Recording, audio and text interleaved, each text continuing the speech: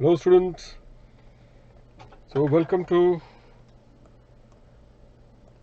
the session, all of you.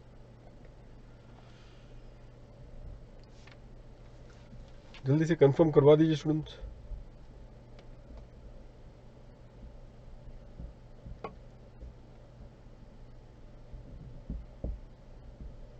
आप सभी लोग आ गए. अब स्टूडेंट्स इंडेस का करना है प्लस हमें प्रैक्टिकल क्वेश्चन भी करना है. ये दो क्वेश्चन जो होगा वो हम अब सॉल्व करेंगे.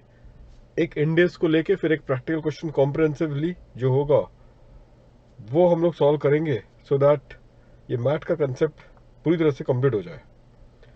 होपफुली सभी लोग आ चुके हैं, ऑल ऑफ यू.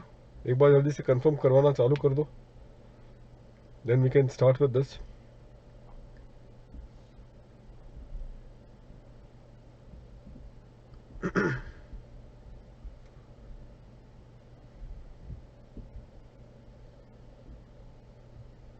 जल्दी से कंफर्म आप कराएंगे.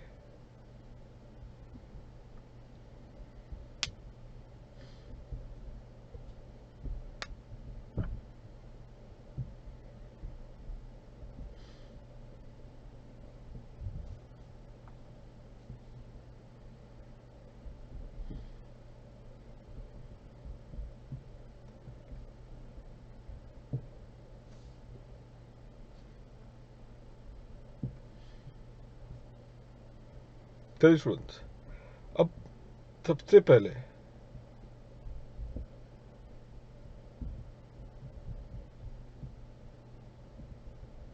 इस पर्टिकुलर कॉन्टेक्स्ट में we will start in this context.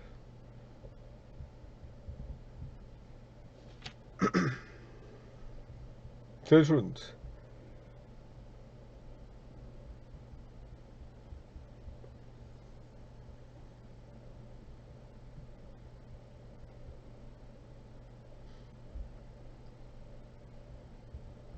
आइए.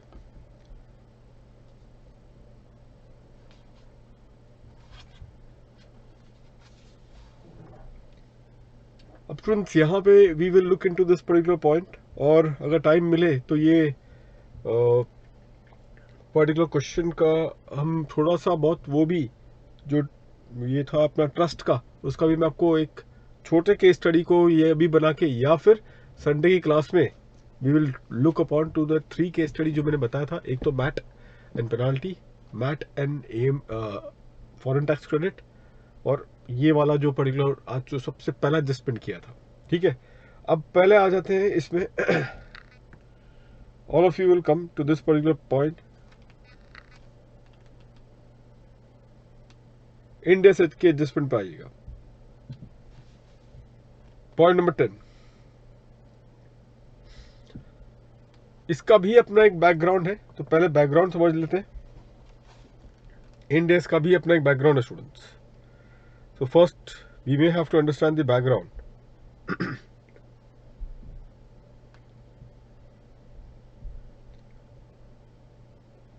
तुलिका वो तो आज नहीं करेंगे ना. अगर वो जो आप बोल रहे हैं इनकॉर्पोरेटिंग रूल 8, इनकॉर्पोरेटिंग रूल 8 मतलब कि आप कह रहे हैं इनकॉर्पोरेटिंग रूल 8 का तो 33AB की बात कर रहे हैं. 33AB की ही बात हो रही है ना. तो अगर आप टेलीग्राम चैनल में हो,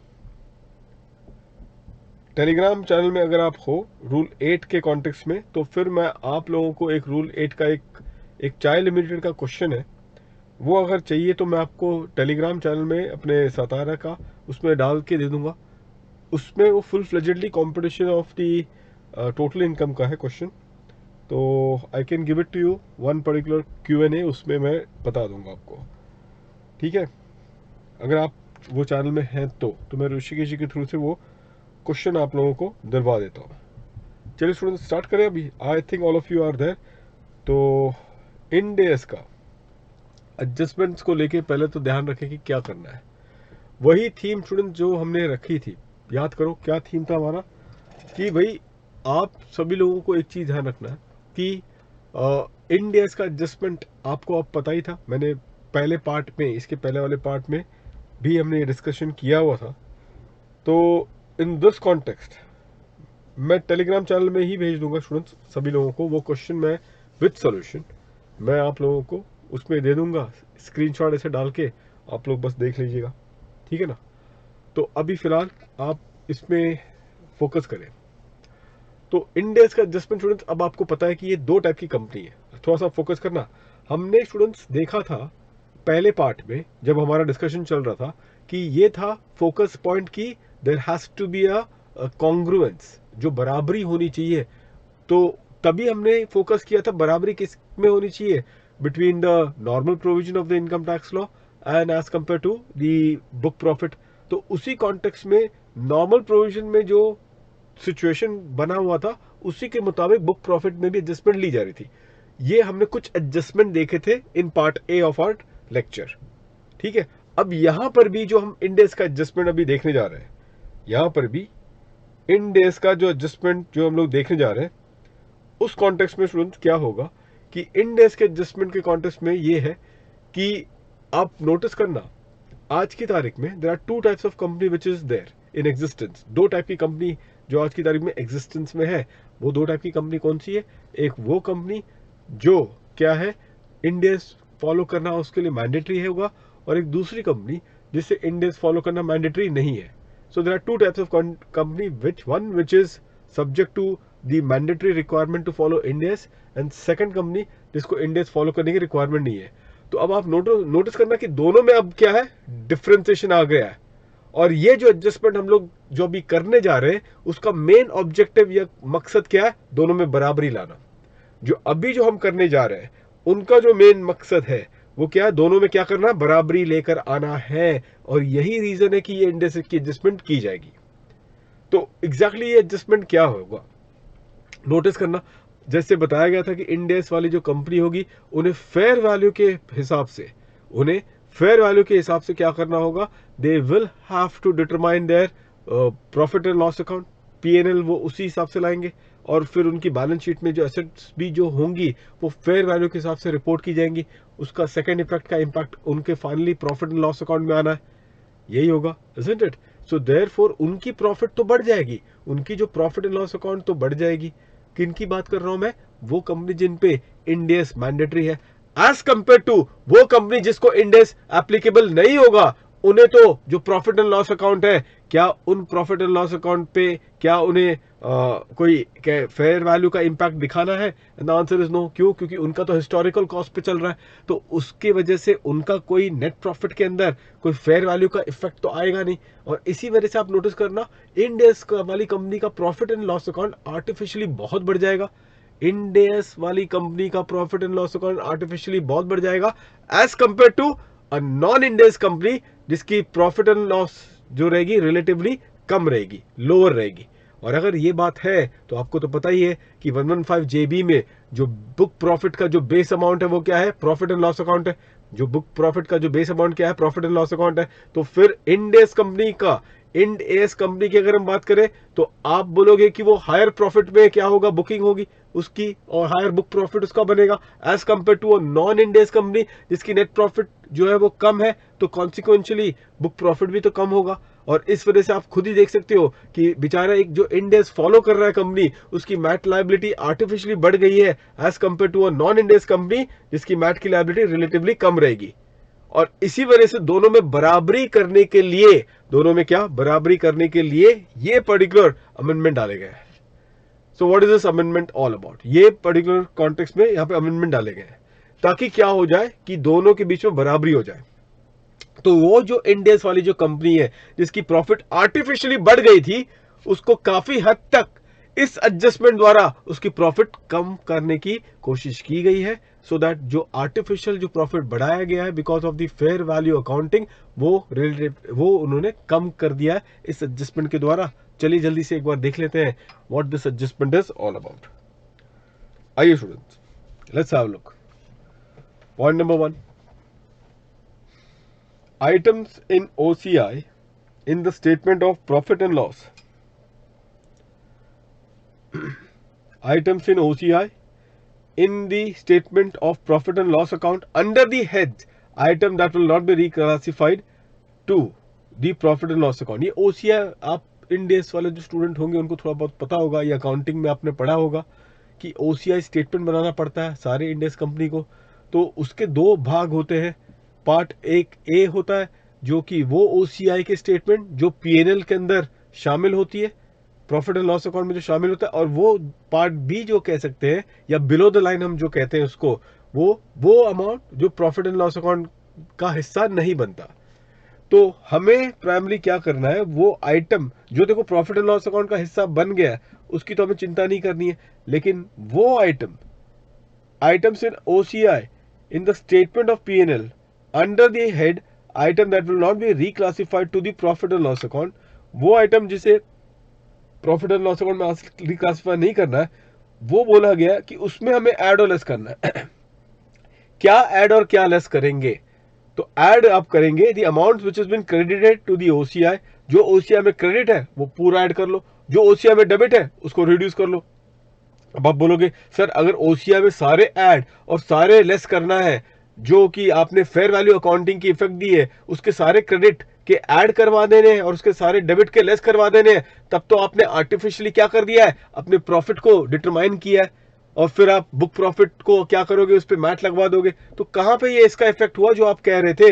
रुक जाइए जरा, नोट पढ़िए क्या लिखा है इस नोट के अंदर।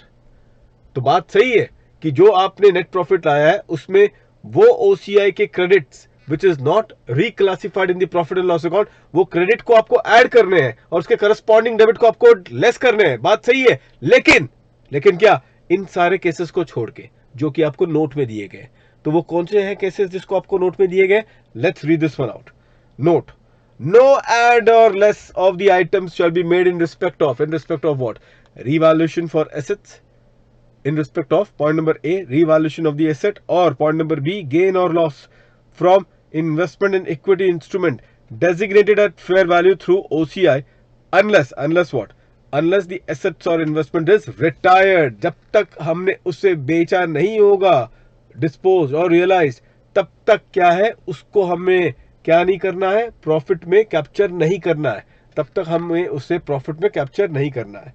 तो भले ही आपके अकाउंटिंग में तो आया होगा, लेकिन जब बुक प्रॉफिट की कैलकुलेशन अब करें तो उस सिचुएशन में हमने वो एसेट के कॉन्टेक्स्ट में या फिर क्या, इक्विटी इंस्ट्रूमेंट स्टूडेंट्स।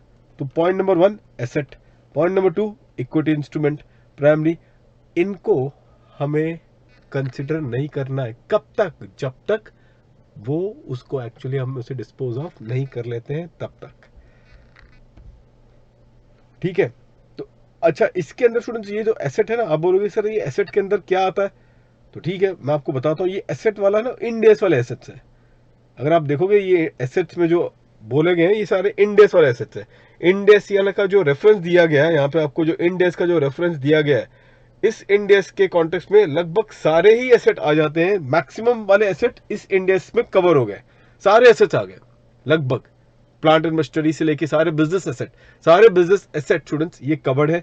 ध्यान रखना, जहां तक शेयर्स की बात है, इन्वेस्टमेंट्स की बात है, इन्वेस्टमेंट में equity instrument designated at the fair value, designated at what? At the fair value, उसको भी आपने क्या करना है, कंसिडर नहीं करना है in your profit and loss, in your book profit.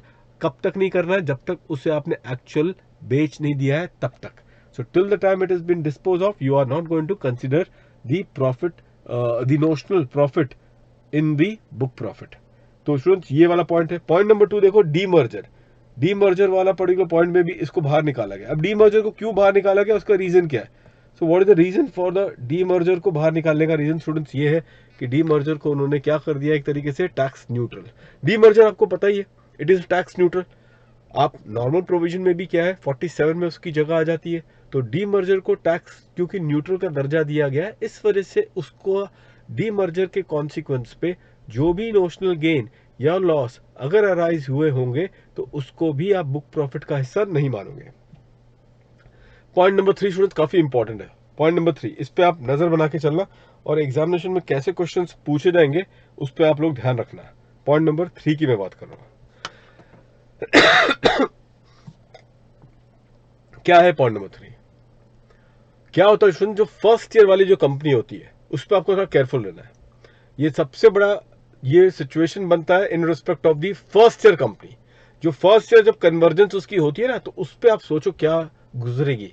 जब पहले साल में जब कन्वर्जेंस का साल होगा, उस साल की मैं बात कर रहा हूं, तो क्या होता होगा ऐसे केस में, सारे के सारे प्राइमरी सारे के सारे आपके जो भी एसेट जो अब तक हिस्टोरिकल कॉस्ट के बेसिस पे वैल्यू थे, अब तो क्या हो जाएंगे, पूरे के पूरे वैल्यूएशन उसकी फेयर वैल्यू के हिसाब से होगी। तो आप खुद सोचो कि ये हिस्टोरिकल कॉस्ट तो कितना पुराना रहेगा, और हमने फिर रीवैल्यूएशन करके आज का फेयर वैल्यू उसका ले लिया है।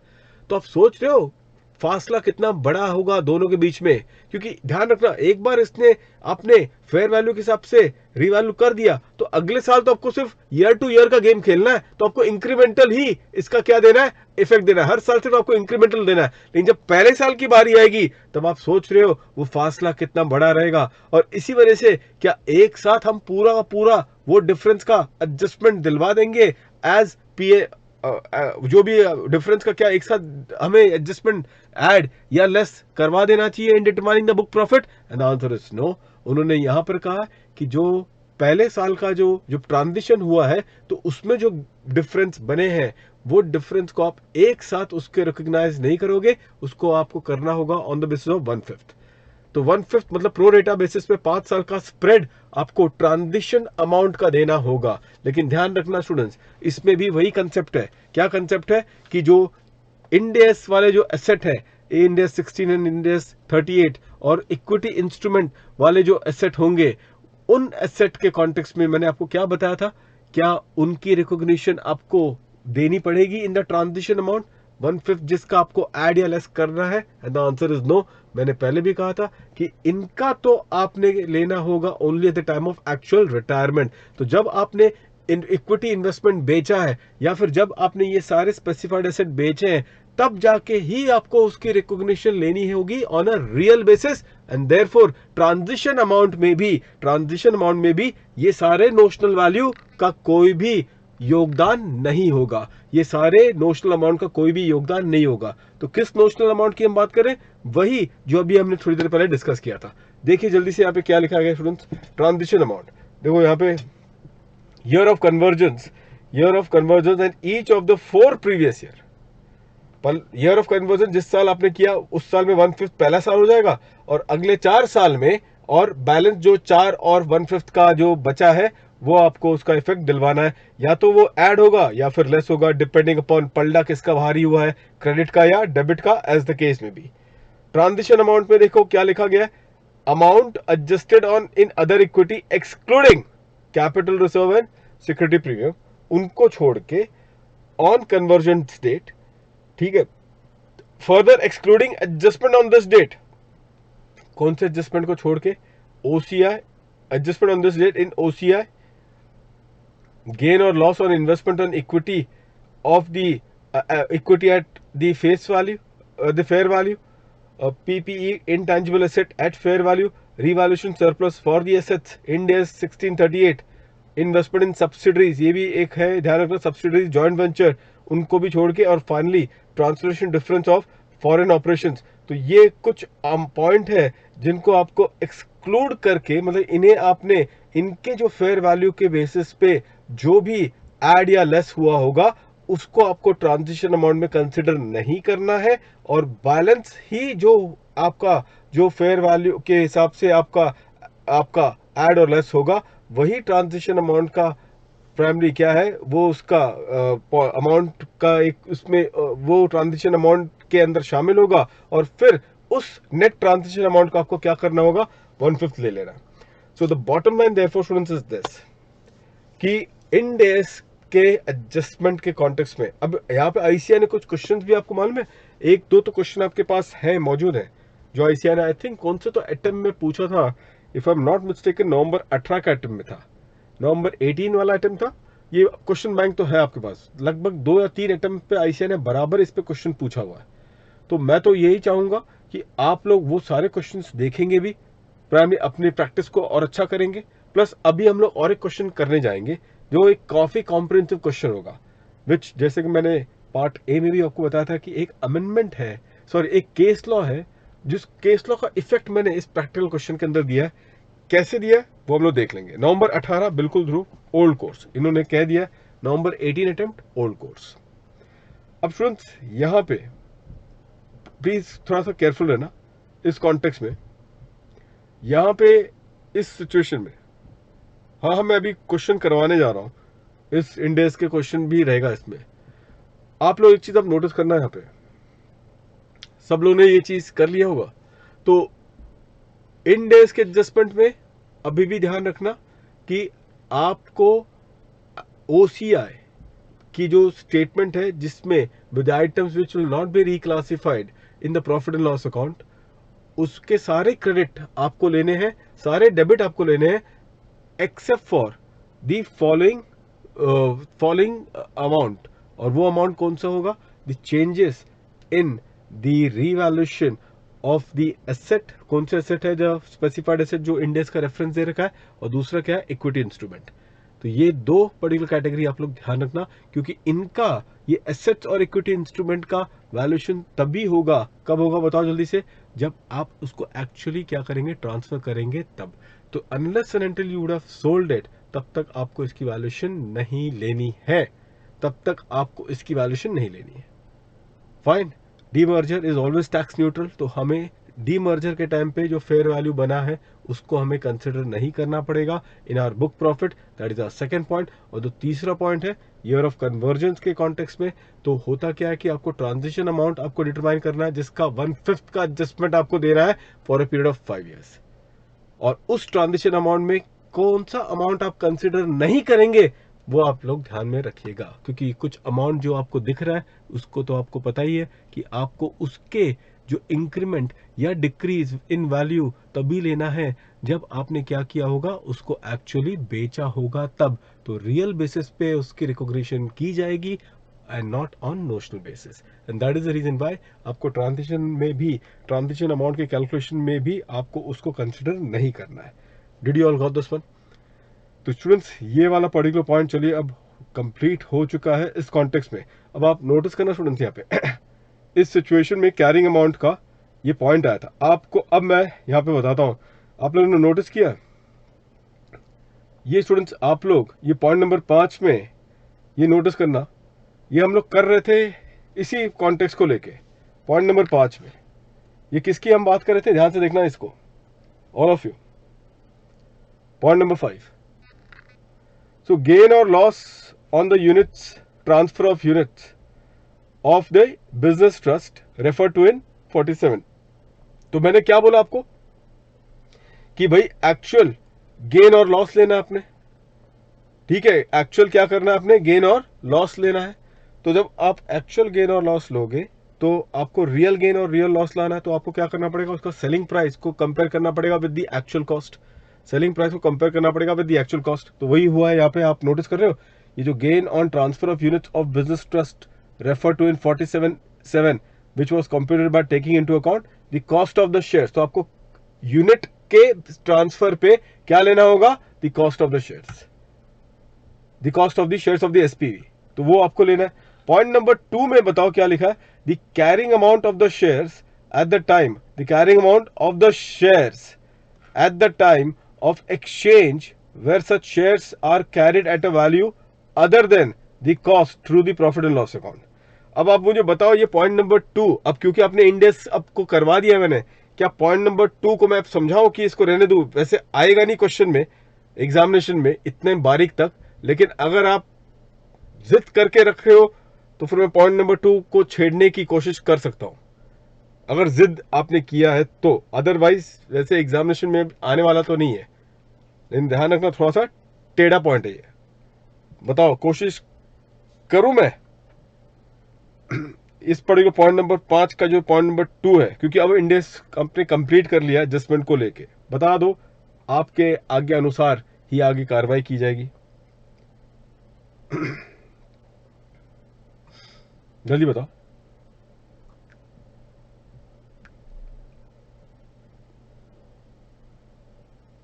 पॉइंट 2 लेस होगा। कौन सी पॉइंट 2 ठाकुर, कौन सी पॉइंट 2 की बात कर रहे हो? ये ऐड और लेस दो चीज है ना, यहां पे दो चीज दी गई है। नहीं नहीं, लेस वेस तो यहां पर होगा, यहां पर हो चुका है। देखिए जो आप लेस बोल रहे हो वो तो ऊपर में ऊपर हो चुका है।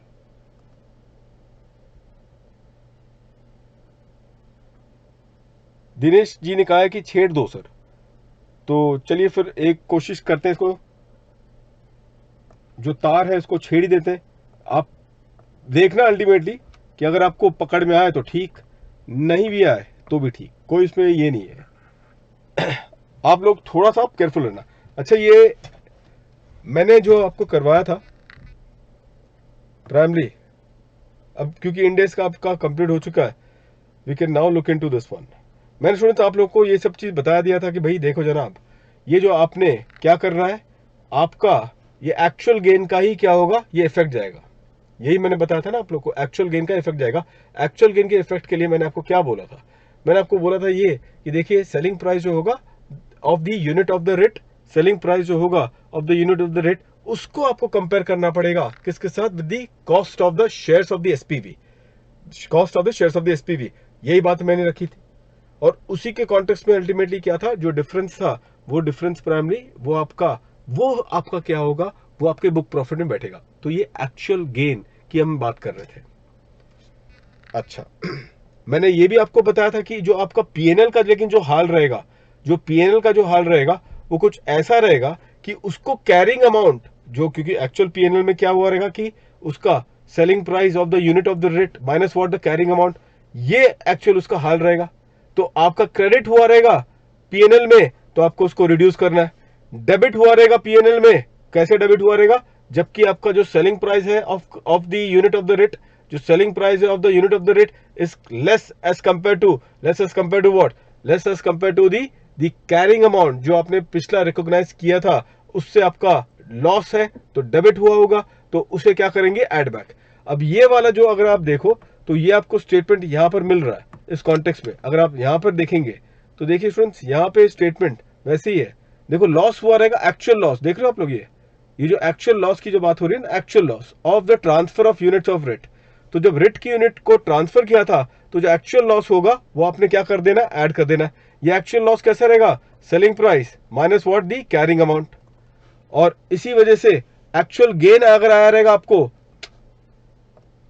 एक्चुअल गेन आया रहेगा आपको, तो देखिए जनाब, जो एक्चुअल गेन आया रहेगा आपको यहां पे, ये जो एक्चुअल गेन आया रहेगा आपको primary on transfer of the REIT, unit of the REIT, तो आपको ये एक्चुअल गेन मतलब कि ये जो एक्चुअल लॉस और एक्चुअल गेन की जो बात हो रही है ना, book value as per the books है, ये एज पर द बुक्स है, इससे आपको बाहर निकालना है।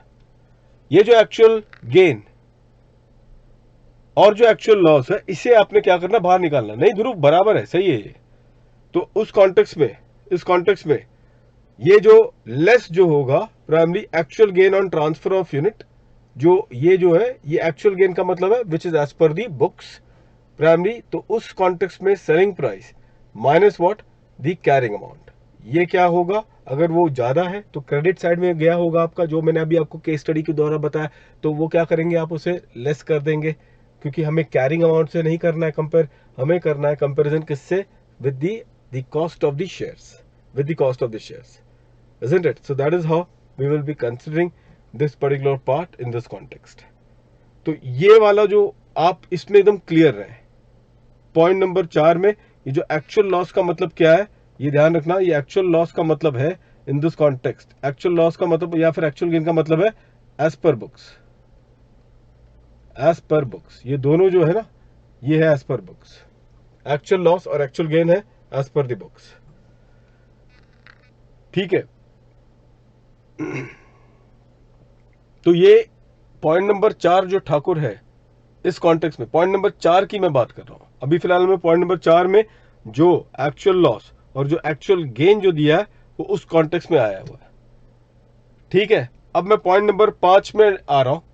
पॉइंट नंबर 4 तक मुझे बता दो, कोई क्वेरी है तो मुझे बता दो पॉइंट नंबर 4 तक। पॉइंट नंबर 5 में मैं अभी आऊंगा, तो अभी कोई पॉइंट नंबर 5 को छेड़ेगा नहीं।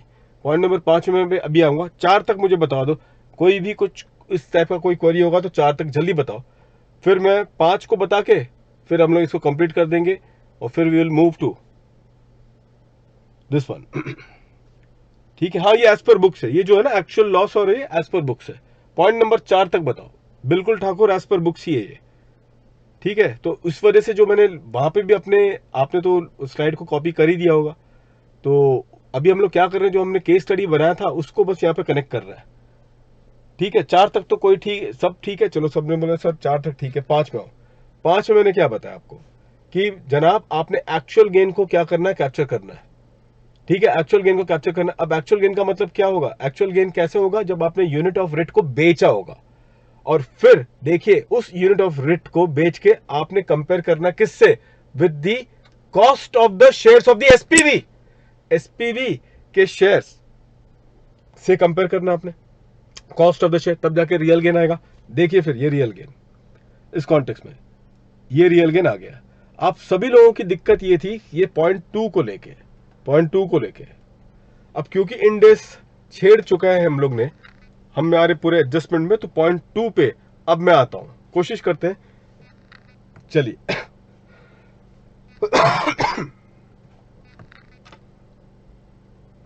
आइए स्टूडेंट्स पॉइंट 2 की तरफ बढ़ते हैं।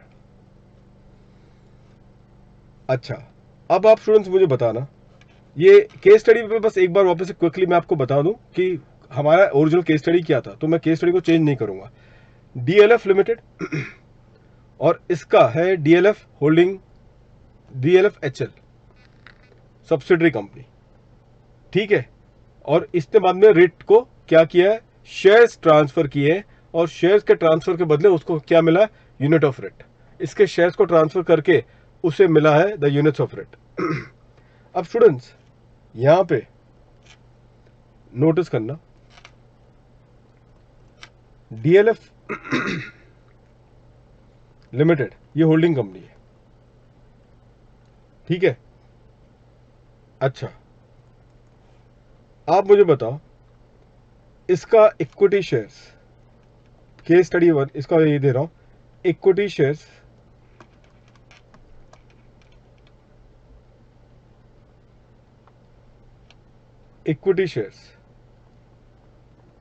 इन एसपीवी लिखता हूं, और एसपीवी कौन सा है, डीएलएफ हाउसिंग लिमिटेड। तो इक्विटी शेयर्स इन एसपीएफ जो इसका है, अब आप याद करना, ये पकड़ के चलो, ये ईयर 0, फिर ईयर 1 में, अच्छा बाय द वे इनको इनको वैसे ही इंडेस एप्लीकेबल हो गया है, इंडेस एप्लीकेबल हो गया है। ठीक है, इनका ईयर 4 में इन्होंने रिट को क्या किया, ट्रांसफर किया शेयर्स ऑफ एसपीवी। ठीक है, shares of SPV to receive unit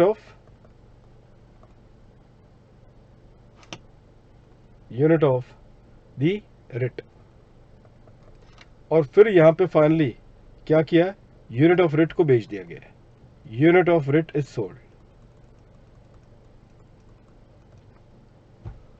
ठीक, यहां पे जो हमने किया, unit of REIT has been sold, तो यहां पे क्या एक्चुअल अल्टीमेटली क्या है, और आई विल से रियलाइजेशन, यहां पे रियलाइजेशन हुआ है,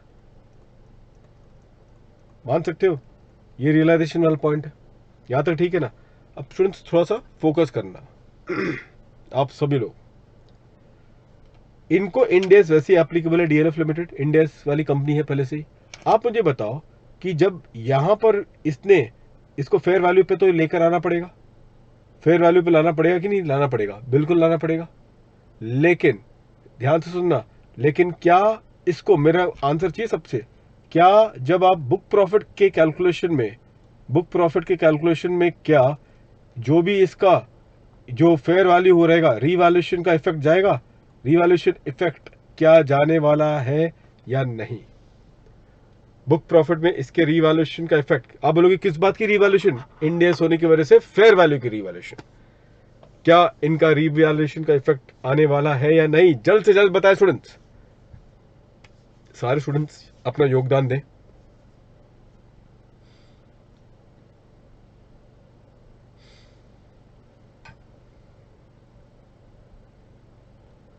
ध्रुव का आंसर आ चुका है, रोहित का आंसर आ चुका है, तानिया का आंसर आ चुका है। ध्रुव ने इसका रीजन भी दे दिया है। बाकी लोग भी थोड़ा चपलता दिखाएं आंसर देने में। रिद्धि का भी आंसर आ चुका है, श्रेयस का आंसर आ चुका है, ठाकुर का भी, समाधान का भी, ध्रुव, श्रेया ने भी आंसर दे दिया। तो आप सभी लोग इस बात को तो सहमत है कि सर इक्विटी को लेके, नेहल ने भी आंसर दे दिया है, इक्विटी को लेके सब लोग एक चीज अभी अभी पढ़ा है मैंने आपको, इसी दिन के लिए आपको पाल पोस के बड़ा किया था। बताओ क्या कर किया था कि पॉइंट नंबर 10 में जो वहां पे इक्विटी इंस्ट्रूमेंट जो आपको दिया गया है, इक्विटी इंस्ट्रूमेंट जो आपको वहां पे दिया गया है, तो वहां पे बताइए क्या था इक्विटी इंस्ट्रूमेंट के कॉन्टेक्स्ट में, यही बताया गया था ना कि इक्विटी इंस्ट्रूमेंट पे आपने नहीं लेना है रिवैल्यूएशन का इफेक्ट। वही अभी अभी थोड़ी देर पहले पढ़ा था कि इक्विटी इंस्ट्रूमेंट में आपने नहीं लेना है रिवैल्यूएशन का इफेक्ट, तो नहीं लेंगे आप, कोई इक्विटी इंस्ट्रूमेंट में रिवैल्यूएशन की इफेक्ट नहीं ली जाएगी। तो अभी अभी आपने देखा था, आंसर इज नो। क्यों? पॉइंट नंबर 10 उसका रीजन है। यहां पे फिगर भी ले लीजिए एग्जांपल में ₹100 करोड़, ठीक है, जो भी ले लो, इसका इसका ये 100 कर दो और इसको कर दो ₹150। चलो, ठाकुर ने कहा इसमें न्यूमेरिकल्स के साथ कर ले, इसको ईयर ये कर लिया। फिर मैं आपको वापस से बोल रहा हूं, ईयर 2 में मान के चलो, बिल्कुल श्रेयस सही कह रहे हैं आप, ईयर 2 में इसका हो गया है 250, ईयर 2 में इसका हो गया 250। तो फिर ऐसे केस में जब ईयर 2 और इसको ईयर 3 कर दो ना, यहाँ पे कौन सा अपन बार बार इसको टाइम पास वाले कैलकुलेशन में उलझ रहे हैं, ईयर 2 में इसको 250 करवा दिया, तो क्या अभी भी वही पर्टिकुलर पॉइंट होगा?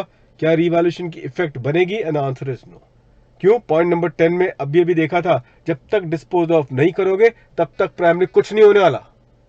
ठीक है, अब आओ इधर इस तरफ, ये यहां पे इसके वैल्यू यहां तक आते आते क्या हो गया है, इसमें ये डेट पे इसकी वैल्यू हो गई है से 400 की, 400 की वैल्यू हो गई स्टूडेंट्स। अब आप खुद नोटिस करना, 250 से 400।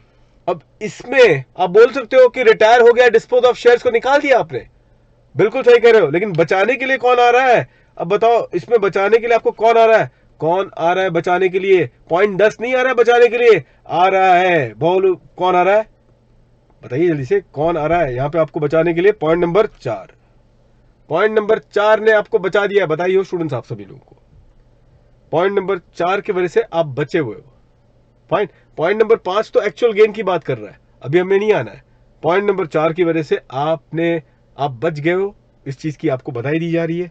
और अब स्टूडेंट्स आइए, इस कॉन्टेक्स्ट में यहां पर मैं डाल रहा हूं क्या, अमाउंट को डालना ही पड़ेगा, तो अमाउंट में डाल रहा हूं यहां पे full value of consideration, selling price, selling price कितनी? 500 की स्टूडेंट्स, 500 की सेलिंग प्राइस। अब बताओ क्या करोगे इस केस में, जब 500 का हुआ है तो less what the cost, cost आपकी कितनी है यहाँ पे, कॉस्ट आपको ये लेनी पड़ेगी। आई बात समझ में? अब 100 करके, अब बताओ ये जो होगा 400 का रियल गेन, ये real gain this will form part of book profit, ये बुक प्रॉफिट का हिस्सा बनेगा।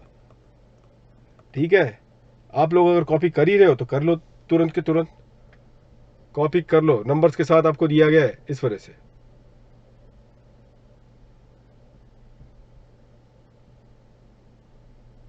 मैं पहले स्लाइड थोड़ा नीचे कर रहा हूं ताकि आप लोग ऊपर कॉपी कर सको, जल्द से जल्द अल्टीमेट स्टूडेंट्स इसको कॉपी करें आप सभी लोग।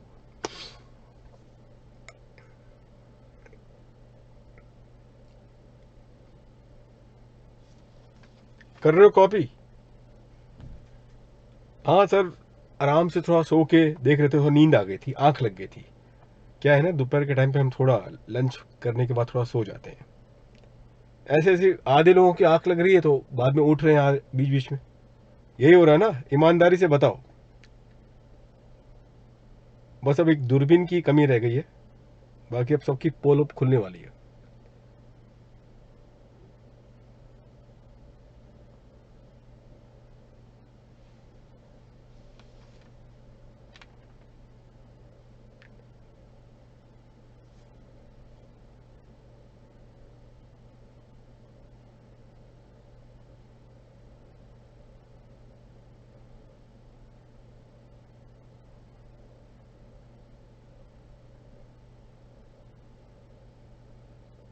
हो गया कंप्लीट।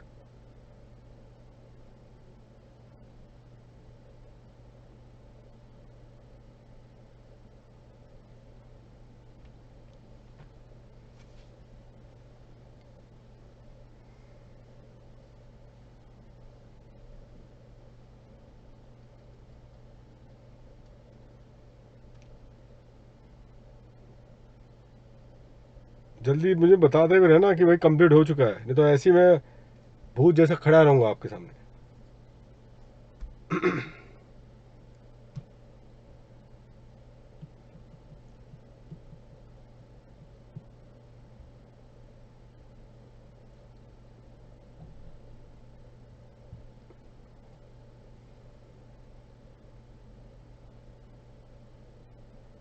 तान्या का हो चुका है, श्रेया का भी हो चुका है।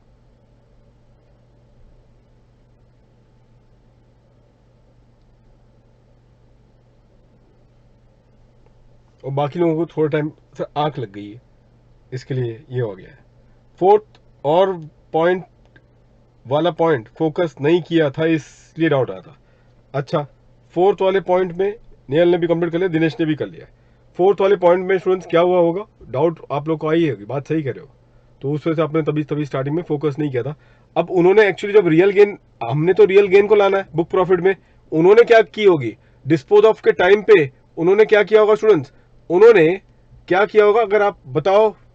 उन्होंने अपने जब बेचा रहेगा, जब उन्होंने बेचा रहेगा तब आप मुझे बताओ, ये पकड़ने के लिए कि आपने ये चीज को समझा है कि नहीं, उन्होंने क्या किया रहेगा मुझे वो बताओ। प्रॉफिट एंड लॉस अकाउंट के अंदर उनकी ट्रीटमेंट क्या गई होगी, विथ नंबर से आप मुझे बता दे, मैं पकड़ लूंगा कि आपने समझ लिया है और वो चीज हमें क्या इफेक्ट देना है। तो पहला इफेक्ट बुक प्रॉफिट में ही आएगा, और दूसरा आपको क्या करना पड़ेगा वो आप बता दो। बुक प्रॉफिट में 400 आएगा और किसको आपको बाहर निकालना है वो आप मुझे बताओ जल्दी की जल्दी, अभी कभी।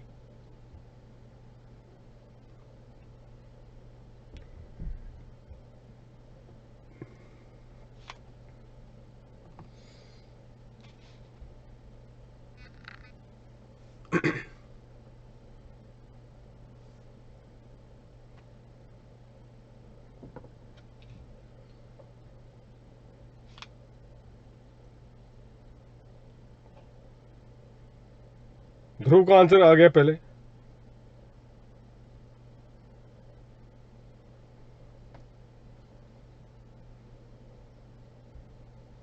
बिल्कुल सही कहा। देखो अब पकड़ में आ गया, अब आप लोग गलती नहीं करोगे एग्जामिनेशन में, जान के काफी खुशी हुई स्टूडेंट्स।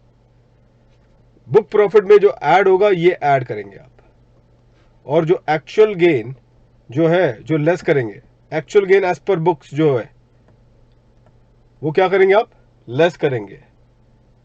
और कितना लेस करेंगे, बिल्कुल सही कहा। ये जो लेस होगा, ये लेस होगा कितना, 500 minus 400 which is equal to 100, ये लेस करेंगे आप। तो ये बिल्कुल सही कर रहे हैं। ये पॉइंट 4 के वजह से ये है इसका इफेक्ट, और ये पॉइंट 5 की वजह से। बिल्कुल सही कह रहे स्टूडेंट्स, ठीक है। आप लोगों ने इस चीज को पकड़ लिया स्टूडेंट्स, ये जान के काफी खुशी हुई है कि आपने इसको भली भांति पकड़ लिया, किस तरीके से सॉल्व करोगे। अब एमसीक्यू आ जाए, कुछ भी आ जाए, आप गलती नहीं करोगे। इसका आप एक लास्ट ट्विस्ट अगर आपकी इजाजत हो तो मैं आपको करवा दूं, जो 5-2 को हिट करता है। 5-2 को, जो पांचवा पॉइंट का सेकंड जो है, पांचवा पॉइंट का सेकंड क्लॉज, क्योंकि वो काफी टेढ़ा क्लॉज है। पार्ट 2 वही पॉइंट नंबर 5 का सेकंड पार्ट, वैसे आएगा नहीं एग्जामिनेशन में, लेकिन फिर भी आपने बोला कि छेड़ दो सर उतार, लेकिन वैसे देखा जाएगा कि जब सेटल हो चुके हैं यहाँ तक सब लोग, तो वो थोड़ा छेड़ना भी थोड़ा खतरे से कम नहीं होगा, लेकिन तो भी कोशिश तो कर ही सकते हैं। चलिए स्टूडेंट्स, ध्यान से देखिएगा वो पॉइंट क्या है। इसी डीएलएफ का देख लो। डीएलएफ लिमिटेड, यही डीएलएफ लिमिटेड का मैं सेकंड पॉइंट में आ रहा हूं, ध्यान से देखना स्टूडेंट्स।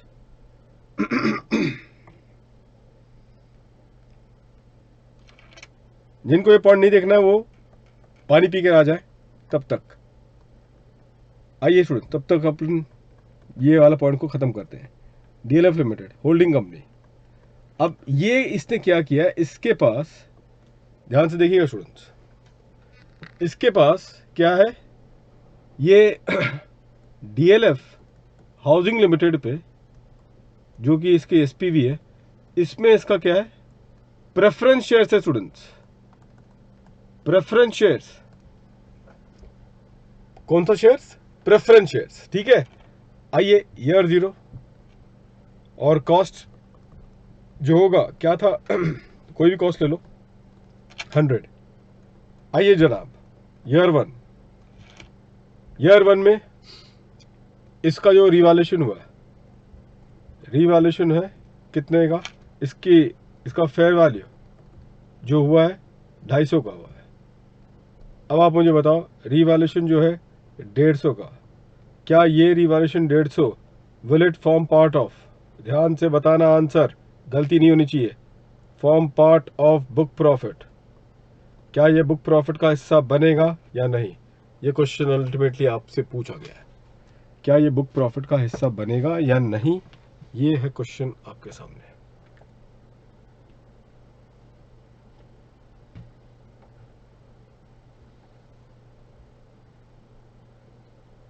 बताओ जल्दी। ध्रुव का आंसर आ चुका है, नेहल ने भी आंसर दे दिया है, बाकी लोग अपना अपना आंसर सब देंगे, बाकी लोग थोड़े, हम तो अपनी इजाजत दी थी पानी पीने के लिए तो हम वहां पर जाकर आए। श्रेयस ने भी आंसर दे चुका है, श्रेया ने भी आंसर दिया,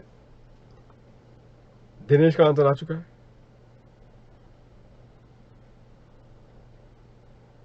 तो स्टूडेंट्स यहां पे आपको पॉइंट नंबर 10 में क्या पढ़ाया था, क्या पढ़ाया गया था आपको पॉइंट नंबर 10 में, कि भाई जिसको एक्सक्यूज किया गया है, बताओ किसको एक्सक्यूज किया गया है, to whom it has been excuse, तो एक्सक्यूज आपने किया है only to whom, only to the, जल्दी बताओ, तो only to the equity investment को लेके क्या है, वो रियल बेसिस पे कैप्चर होगा इन बुक प्रॉफिट, लेकिन उसको छोड़ के क्या बाकी इन्वेस्टमेंट अगर आपने की होगी लाइक डेरिवेटिव इंस्ट्रूमेंट में, प्रेफरेंस शेयर्स के इंस्ट्रूमेंट में, क्या बाकी पर्टिकुलर केस में जो भी वैल्यूएशन होगा, क्या हम उसको जो भी फेयर वैल्यू के हिसाब से जो भी इंक्रीज हुआ होगा, क्या उसे बुक प्रॉफिट में हमें रखना पड़ेगा, and the answer is yes. तो यहां पे पॉइंट क्या है कि the exception, the benefit of the exclusion in book profit as per point 10 is available किसको, only in respect of equity investment, only in respect of equity investment. बिल्कुल सही कहे स्टूडेंट्स, ठीक है। अब बताएं जनाब, तो ये तो बुक प्रॉफिट का हिस्सा हुआ होगा, मतलब इस पे आपका टैक्स लग चुका है, इजंट इट। अब आइए, अब ये पकड़ लो कोई भी साल से ईयर 2 में ही, अब क्या किया आपने, ये शेयर्स को ट्रांसफर किया, preference shares transferred to receive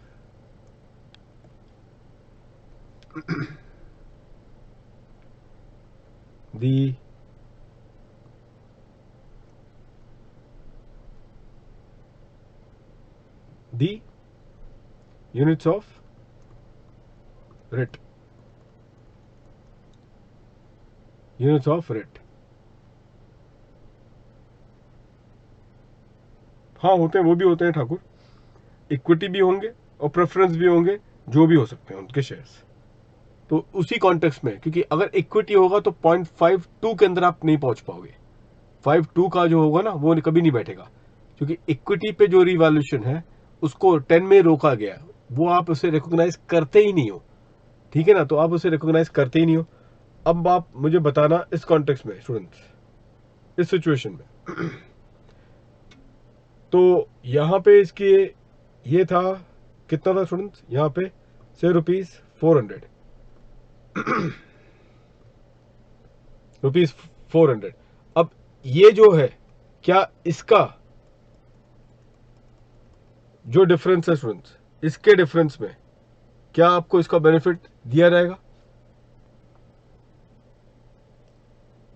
difference, whether the benefit will it be available or not?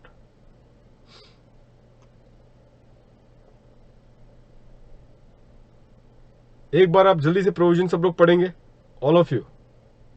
एक बार सब के सब स्टूडेंट्स पहले प्रोविजन पढ़े और उसके बाद आए इस कॉन्टेक्स्ट में। फाइनल पॉइंट में आ रहे हैं, इसलिए जल्दी से, कोई गलती नहीं होनी चाहिए।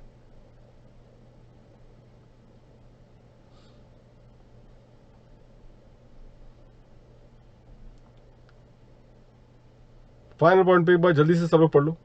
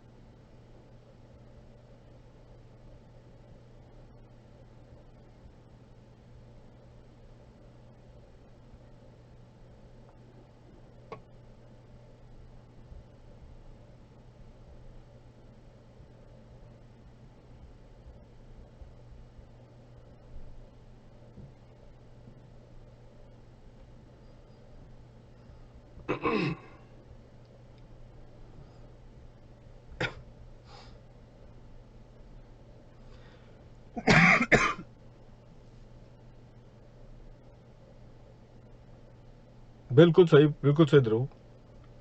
तो आइए, पढ़ लिया सब लोग स्टूडेंट्स? बता दो सब लोग, अपने आंसर दे दो।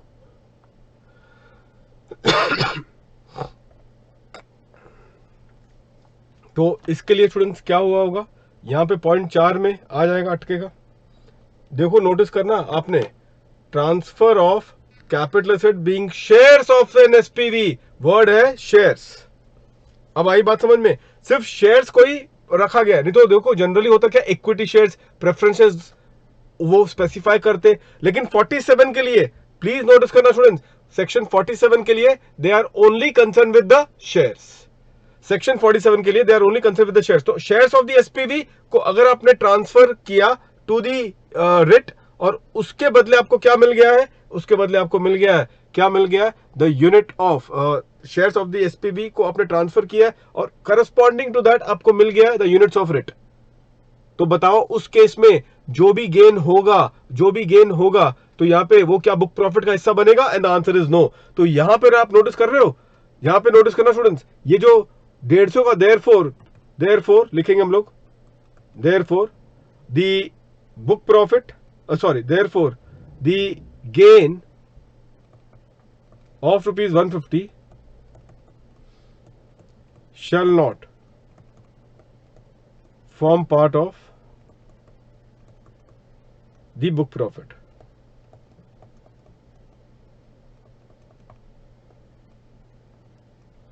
So shall not form part of the book profit. तो ये बुक प्रॉफिट का हिस्सा स्टूडेंट्स नहीं होगा। यहां तक ठीक है? तो प्लीज नोट करना, 47 में जो एग्जेम्पशन चाहिए ना, 47 में एग्जेम्पशन, उसमें जरूरी नहीं कि equity shares of SPV he transfer करना है। कोई भी शेयर आप ट्रांसफर कर लो एसपीवी का, और उसके अगेंस्ट पे आपको क्या मिल रहा है, the units of the writ, तो वो जो भी होगा वो एग्जेम्प्ट होगा। और वो जो भी वैल्यू हुआ है इस कॉन्टेक्स्ट में, जो भी नोशनल गेन हुआ है, तो इसमें बताइए नोशनल गेन कितना है। तो नोशनल गेन, तो देयरफॉर ₹150, देयरफॉर ये लिखना, ऐसे लिखना स्टूडेंट्स, द नोशनल गेन, ऐसा वर्ड यूज करना, therefore the notional gain, the notional gain of ₹150 shall not form part of the book profit. तो इसको कंपेयर आप 250 से लेके 400 इसके बीच में करोगे, 250 से लेके 400 इसके बीच में करोगे तो ये पर्टिकुलर पॉइंट यहाँ पे बनेगा। और अब आइए लास्ट पॉइंट पे आएंगे हम लोग। से ईयर 3 में जब इसने बेचा है, क्या बेचा है? Primarily sold the units of it, कितने में? एट ₹500। अब आप खुद मुझे बताओ कि खुद बताएंगे स्टूडेंट्स कि इसमें एक्चुअल लॉस या एक्चुअल गेन एज पर 0.4 क्या आप ऐड करोगे? और 0.5 के हिसाब से, 0.5 के हिसाब से आपको क्या चीज, आपको उसको कंसिडर करना पड़ेगा। तो 0.4 के हिसाब से क्या एडजस्टमेंट बनेगा और 0.5 के हिसाब से क्या एडजस्टमेंट बनेगा, ये आप अब मुझे बताओगे, तब जाके मालूम पड़ेगा कि आपने पूरा का पूरा गेम पकड़ लिया है। जल्द से जल्द स्टूडेंट्स आप अपना आंसर देंगे, सारे स्टूडेंट्स आंसर देंगे इस बात को लेके। 1 मिनट का टाइम मिलेगा आपको। 4 के हिसाब से क्या होगा और 5 के हिसाब से, सब लोग सोच के आंसर देना।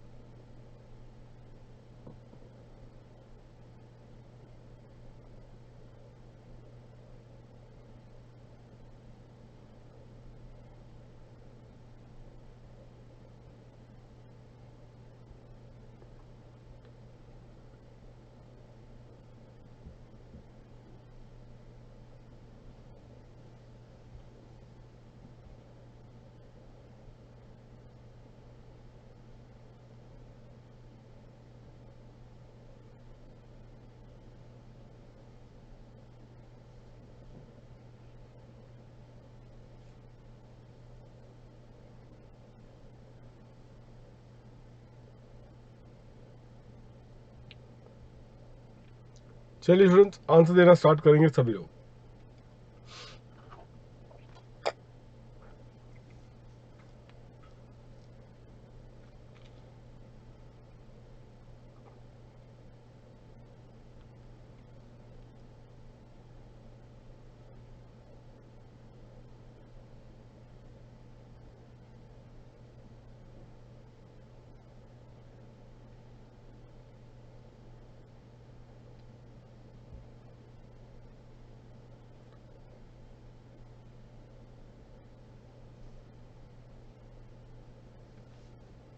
पॉइंट 4 में, पॉइंट 4 के हिसाब से अगर चले, इफ यू गो विथ 0.4 तो एक्चुअल लॉस उसका क्या हुआ रहेगा बुक्स के हिसाब से? 500 एंड 400 500 एंड 400 यही पर्टिकुलर पॉइंट उसने कंसिडर किया होगा, इजंट इट? तो यहां पे इन्होंने 0.4 के हिसाब से ₹100, 500 minus 400 shall be added back,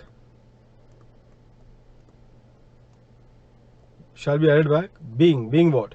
The actual loss, actual gain, sorry, shall be reduced, not added back, shall be reduced, being the actual gain as per the books। ठीक है? और 0.5 के बेसिस पे स्टूडेंट्स नोटिस करना क्या होगा, 500 0.5 के basis में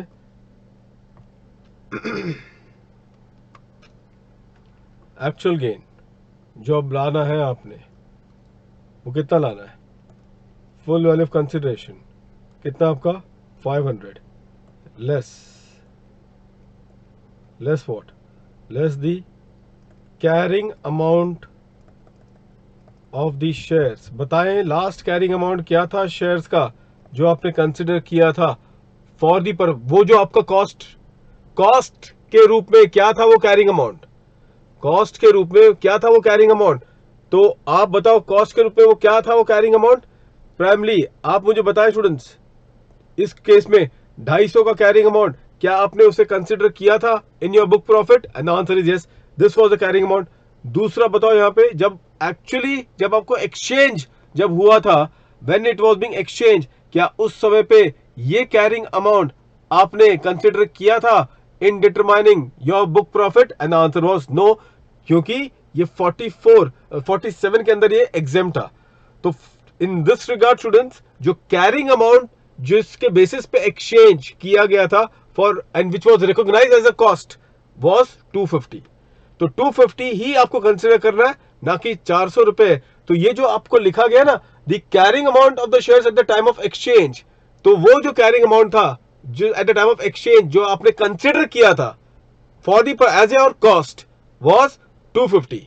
तो वो आप इसको ना समझे द फेयर मार्केट वैल्यू, जो आप बोलते हो ना fair market value eight the time of transfer, तो वो फेयर मार्केट वैल्यू का मतलब होता है कि आप तभी क्या लेते थे 400, ये वो क्या लेना है द कैरिंग अमाउंट जो आपने रिकॉग्नाइज कर लिया था फॉर द टैक्स पर्पस। तो कैरिंग अमाउंट जो टैक्स पर्पस के लिए आपने रिकॉग्नाइज किया था eight the time of exchange, तो कौन सा था वो carrying amount of the shares जो आपने टैक्स पर्पस के लिए रिकॉग्नाइज कर लिया था, आपने रिकॉग्नाइज किया था 250।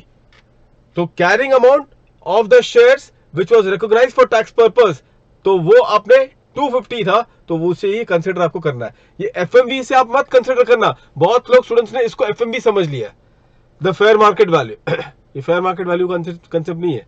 तो कैरिंग अमाउंट जिसको आपने टैक्स पर्पस के लिए कंसिडर कर लिया था eight the time of exchange was 250। तो यहां पे हम कॉस्ट वर्ड नहीं इस्तेमाल कर रहे हैं, यहां पे वर्ड क्या इस्तेमाल कर रहे हैं, द कैरिंग अमाउंट। तो ये पर्टिकुलर डिफरेंस है इसका, और इसी वजह से आपने इसमें क्या लेना है, कैरिंग अमाउंट लेना है 250 रुपए, और फिर अकॉर्डिंगली फाइनली ये 250 रुपए क्या करोगे आप, ये ऐड करेंगे एज द रियल गेन। अब जाके कंप्लीट होता है स्टूडेंट्स ये आपका पूरा पूरा पॉइंट इस कॉन्टेक्स्ट में। अगर ये आएगा, अगर इसकी चांसेस है स्टूडेंट्स अगर एग्जामिनेशन में, तो एमसीक्यू के लेवल पर है, ये एमसीक्यू लेवल के क्वेश्चंस पूछे जा सकते हैं इस पे। This is what ICA can do with all of you. तो ये वाला क्वेश्चन ऑब्वियसली किसने किया भी नहीं होगा, किसको आइडिया भी नहीं है, और इसको करने के लिए ये पहले तो आपको इंड एएस का 10th पॉइंट क्लियर होना चाहिए कि सिर्फ इक्विटी का ही क्या करते हैं, प्राइमरी हम लोग रियल गेन लेते हैं। क्योंकि आप केस स्टडी 1 आप केस स्टडी 2 दोनों को कंपेयर आप कर लो, आपको पता चल जाएगा। इन केस स्टडी 1 में हमने क्या किया था, बीच में जबकि उसको रेट का यूनिट नहीं मिला था, तो वो शेयर इक्विटी शेयर्स का भी कैरिंग अमाउंट हम उसे कंसिडर नहीं कर रहे थे, क्योंकि हमारा पॉइंट नंबर 10 में यह कहा गया था कि इक्विटी इन्वेस्टमेंट को आपने इंड एएस के कॉन्टेक्स्ट में बुक प्रॉफिट के लिए उसे कंसिडर नहीं करना है। ठीक है, बुक प्रॉफिट के लिए ये कंसेप्ट नहीं करना है, फाइन। तो ये पहला पॉइंट था। दूसरा पॉइंट, जहां तक प्रेफरेंस शेयर्स की बात थी, उसको तो प्रोटेक्शन नहीं मिल रहा है, उसको सुरक्षा कवच नहीं मिला है पॉइंट नंबर 10 का। तो क्योंकि उसको सुरक्षा कवच नहीं मिला था पॉइंट नंबर 10 का, इस वजह से हमने देखा, यहां पे क्या देखा था, खुद ही देख रहे हो आप अपने सामने, देख लो अपने आंखों के सामने। प्राइमरी क्या हुआ था, इसकी कैरिंग अमाउंट की इसकी रिकॉग्निशन हो चुकी थी, तो कॉस्ट से कैरिंग अमाउंट की क्या रिकॉग्निशन इसकी हो गई थी, आंसर इज यस। तो 100 से 250, ये 150 का ये अल्टीमेटली इंपैक्ट आप खुद ही देख रहे हो अपने सामने, isn't it? और ये हो जाने के बाद फिर जब आप ईयर 2 में ये जब होता ना preference share transferred to receive the unit of REIT, तो उसमें पॉइंट नंबर 4 आपको बचा देता है। क्यों, पॉइंट नंबर 4 में बस इतना ही कहा गया है कि भाई कोई भी पॉइंट नंबर 4 में क्या कहा गया है, कोई भी शेयर्स ऑफ द एसपीवी, उसमें ध्यान रखना, अगर आप चाहो तो 47-17 में जाके देख भी सकते हो, वहां पे शेयर्स में लिखा नहीं है इक्विटी और preference, any shares of the SPV के बदले अगर आपको क्या मिला है, the unit of the REIT, तो उसमें 47 का एग्जामिशन है। और इसी वजह से आपको नोशनल गेन या फिर लॉस अगर उस समय पे होता है, तो क्या वो बुक प्रॉफिट का हिस्सा होगा, नहीं होगा। ठीक है, तो वो भी आपका इसमें पॉइंट नंबर 4 बुक प्रॉफिट का ये बुक प्रॉफिट के इसमें नहीं जाएगा, पॉइंट नंबर 4 में प्रोटेक्शन है।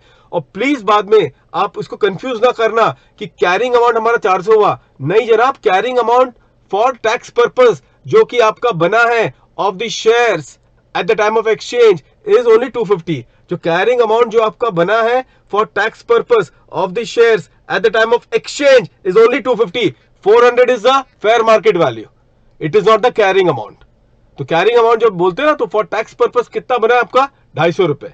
और फिर वो कैरिंग अमाउंट को आप क्या करोगे, जब आपने फाइनली यूनिट ऑफ रिट को बेचा है 500 का 500 में, तो 500 को 250 के साथ कंपेयर करके बैलेंस 250 रुपए फिर वो जाएगा आपका, ऐड होगा। और आपका जो बुक्स में जो आपने जो इसकी एंट्री जो पास करवाई है, जो एक्चुअल लॉस या actual gain as per books जो है वो कितना हुआ होगा 500 एंड 400, उसका डिफरेंस तो 100 क्या होगा, जो डिफरेंस है वो आपका क्या होगा, ऐड होगा। और सॉरी लेस होगा, और जो आप ऐड करोगे वो आपका एक्चुअल गेन आप ऐड करेंगे, जो कि 500 माइनस 250 दैट इज 250 रुपीज। ठीक है स्टूडेंट्स, ये कंसेप्ट प्राइमरी ऐसा है कि अच्छे इसके लिए मैंने चेतावनी दी थी ना, क्योंकि कोई ये करवाना भी नहीं। एक चीज क्या होता है ना कि घबराते हैं, और पहली बात ये कंसेप्ट को पकड़ना बहुत जरूरी है, या तो छोड़ दिया जाता है, या फिर अगर कोई करने में तो स्टैट्यूटरी वार्निंग देके करते, जैसे मैंने करवाया कि स्टैट्यूटरी वार्निंग पहले से दे दिया था कि भाई खतरनाक कंसेप्ट है ये, इसके लिए ना सिर्फ ऊपर तक ही करवा दो, आगे निकल जाओ। लेकिन ये इसको छेड़ना, पहले तो बात इसका कंसेप्ट पता रहना चाहिए क्या है। आई होप दैट ये चीज़ है। भारती, मुझे लगता है आपने शायद पहला सेशन देखा नहीं होगा, फर्स्ट सेशन अगर आपने देखा नहीं, जो स्टूडेंट्स पार्ट ए नहीं देखे उनको पार्ट बी ये वाला पॉइंट तो टफ लगा होगा, शायद आपने पार्ट ए नहीं देखा होगा इस वजह से। बाकी स्टूडेंट्स कुछ क्वेरी है तो बता दो। अब हम लोग आते हैं प्रैक्टिकल क्वेश्चन में इसमें कुछ क्वेरी होगा तो स्टूडेंट्स बता दीजिएगा।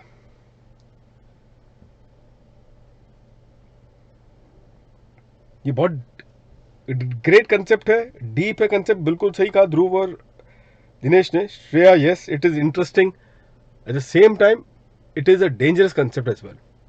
इफ यू डोंट नो कि वहां पे 47.7 में वहां पे शेयर्स, क्योंकि वहां पे 47 का पूरा एंट्री देख लो, वहां पे इक्विटी शेयर्स लिखा रहता सब जगह पे। अमालगमेटिंग कंपनी का मान लो, अमालगमेशन में इक्विटी शेयर, सब जगह इक्विटी है। ये एक ऐसा एंट्री है जहां पे सिर्फ शेयर्स लिखा हुआ है। आप नोटिस करना, ये एक ऐसा एंट्री है, आप एक्ट में भी देख लो, ये एंट्री में आपको शेयर्स दिखेगा, शेयर्स। तो ये सिचुएशन आप लोग स्टूडेंट ध्यान रखना। 80 ध्रुव ने सही कहा। अब काफ़ी स्टूडेंट्स इसमें ATU की एलिजिबिलिटी के लिए क्वालिफाई भी हो गए होंगे, तो ATU के क्वालिफिकेशंस भी उसके लिए इस कंसेप्ट द्वारा आपको मिल चुकी है। तो देखो, लाभ मिल गया, कुछ ना कुछ तो बेनिफिट मिला। ये नहीं मिल गया तो ATU मिल गया होगा, बस सर्टिफिकेट की देरी है, तो मैं सर्टिफिकेट दिलवा दूंगा। ठीक है, आइए स्टूडेंट्स अब आगे बढ़ते हैं, प्रैक्टिकल प्रॉब्लम में चले।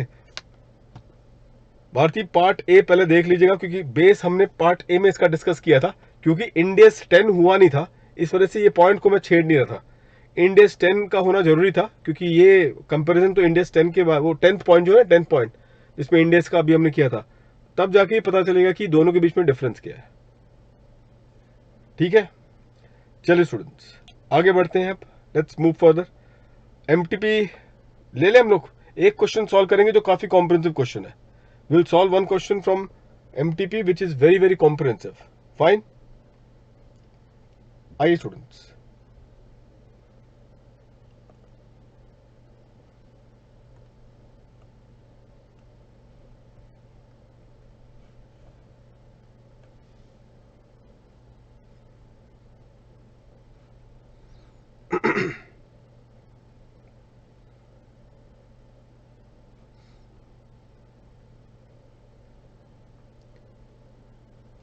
ये सोल्यूशन वाली फाइल भी है इसमें, तो क्या थोड़ा टाइम अपना बच जाएगा, तो सॉल्व करना इसमें और टाइम लग जाएगा।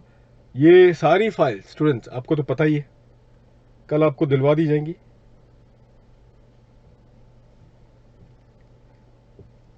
The man hour which was being spent in making the MTP and the solution, बहुत ही अपने आप में किताब है, समझ के चलो अपने आप में किताब ही है, उतना टाइम लग गया।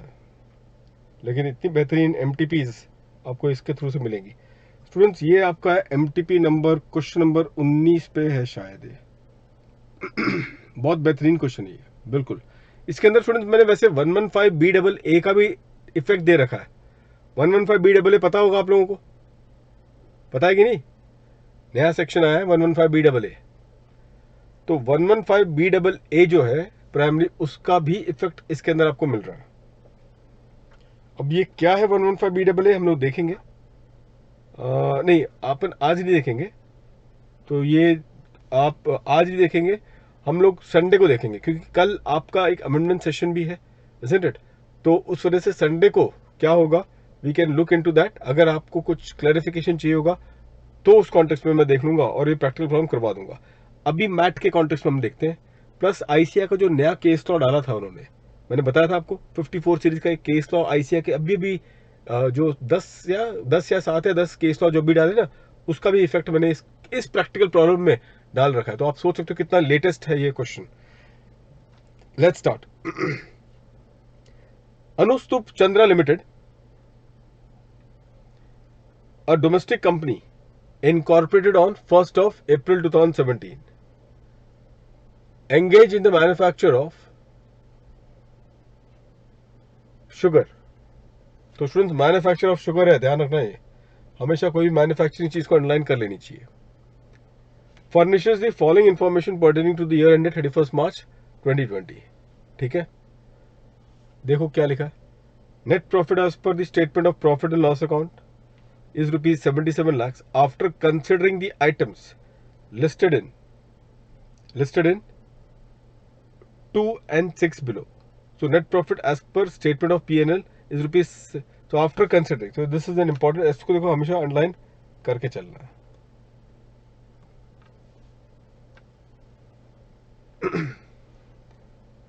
Point number 2, the company is a member of Vishnu Foods and company, an AOP in which the member shares are determinate and their share in the profit are clearly known. The entire income of the AOP students is from business activity. During the year, the company has derived share income of rupees 9 lakhs from the AOP.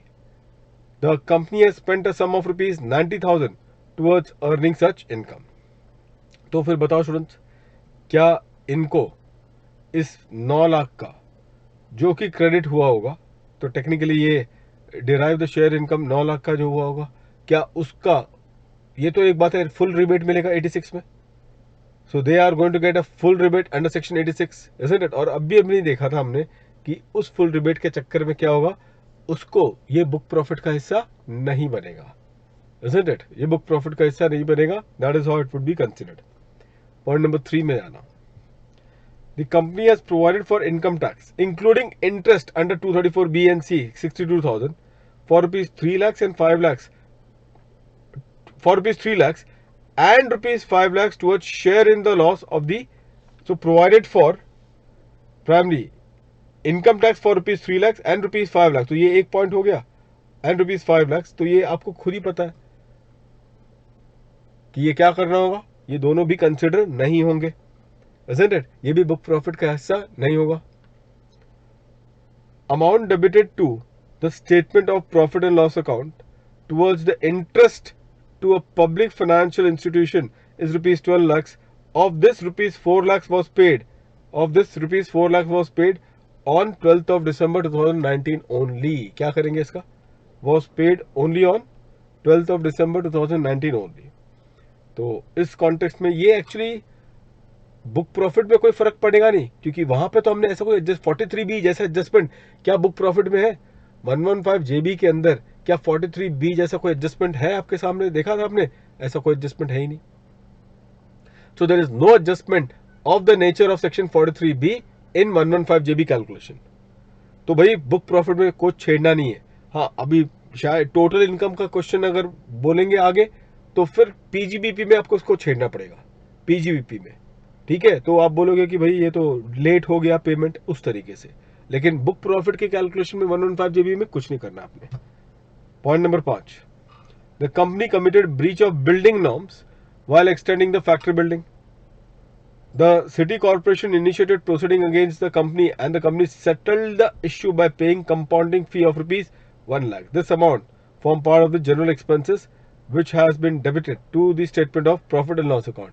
इस पे मैं आपको थोड़ा ज्ञान दे दूंगा आगे चल के कि एग्जैक्टली क्या है। बुक प्रॉफिट में तो कुछ नहीं करना हमने, बुक प्रॉफिट में ऐसा कोई है ही नहीं कंसेप्ट कि ऐड करना लेस करना, पूरा देख लिया था ना, ऐसा कुछ था इसके अंदर ये। लेकिन इसमें जो मुद्दा है ना, ये मुद्दा है एक्सप्लेनेशन टू सेक्शन 37(1) का, क्या वो एप्लीकेबल होगा या नहीं।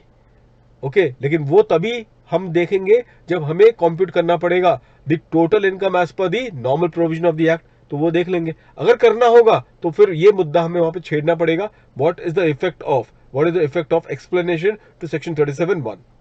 But so far as what, so far as the income tax law is concerned, so far as 115 JB is concerned, no effect. Point number 6 में आ जाओ। In the administrative expenses, the company has debited a sum of rupees 70,000 towards fee for delayed filing of statement. So ये आपने फी पे किया students, has debited a sum of rupees 70,000 filing of TDS under 234E। मैंने आपको करवाया था 2 दिन पहले ही TDS का, पेनाल्टी वाली चैप्टर में ये चीज आई थी। बताइए क्या आंसर दोगे, आप ही खुद बताओगे मुझे पॉइंट नंबर 6 को लेके। 2 दिन पहले ही हमने किया था इसको, पेनाल्टी वाले टॉपिक में।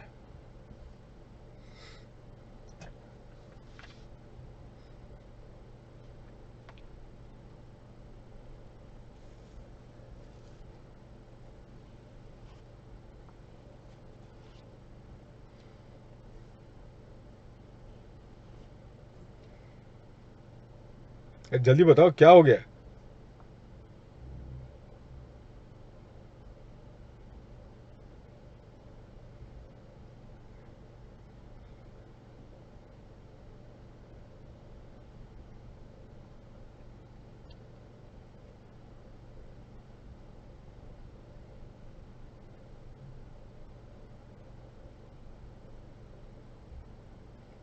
अभिषेक, आपने क्वेश्चन पूछा है for a service which is rendered by non resident in America, तो ये अभिषेक आपका आंसर है नहीं होगा टैक्सेबल। अक्रू इंडिया में नहीं हो रहा तो फिर किस बात का टैक्सेबिलिटी होगा, TDS वीडीएस नहीं लगेगा अभिषेक। वैसे अभी वो टॉपिक नहीं चल रहा है, लेकिन फाइनल आंसर आपका मैं बता देता हूँ, कोई TDS एप्लीकेबल नहीं होगा जो आपने क्वेरी पूछा है, क्योंकि वो अमाउंट टैक्सेबल इंडिया में नहीं है।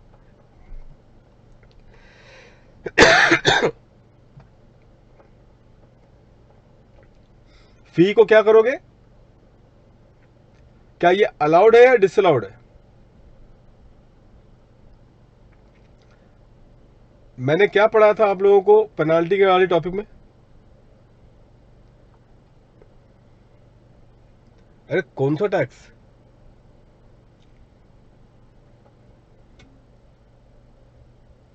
अच्छा, ये बुक प्रॉफिट या टोटल इनकम के हिसाब से, पहले मुझे बताओ, टोटल इनकम के हिसाब से मुझे बताओ आंसर। PGBP अगर मैं जब कैलकुलेट करूंगा अपने टोटल इनकम में, तो ये फी का मुझे क्या करना पड़ेगा। जब मैं PGBP कैलकुलेट करूंगा while determining my total income, तो इस फी का क्या करना पड़ेगा मुझे।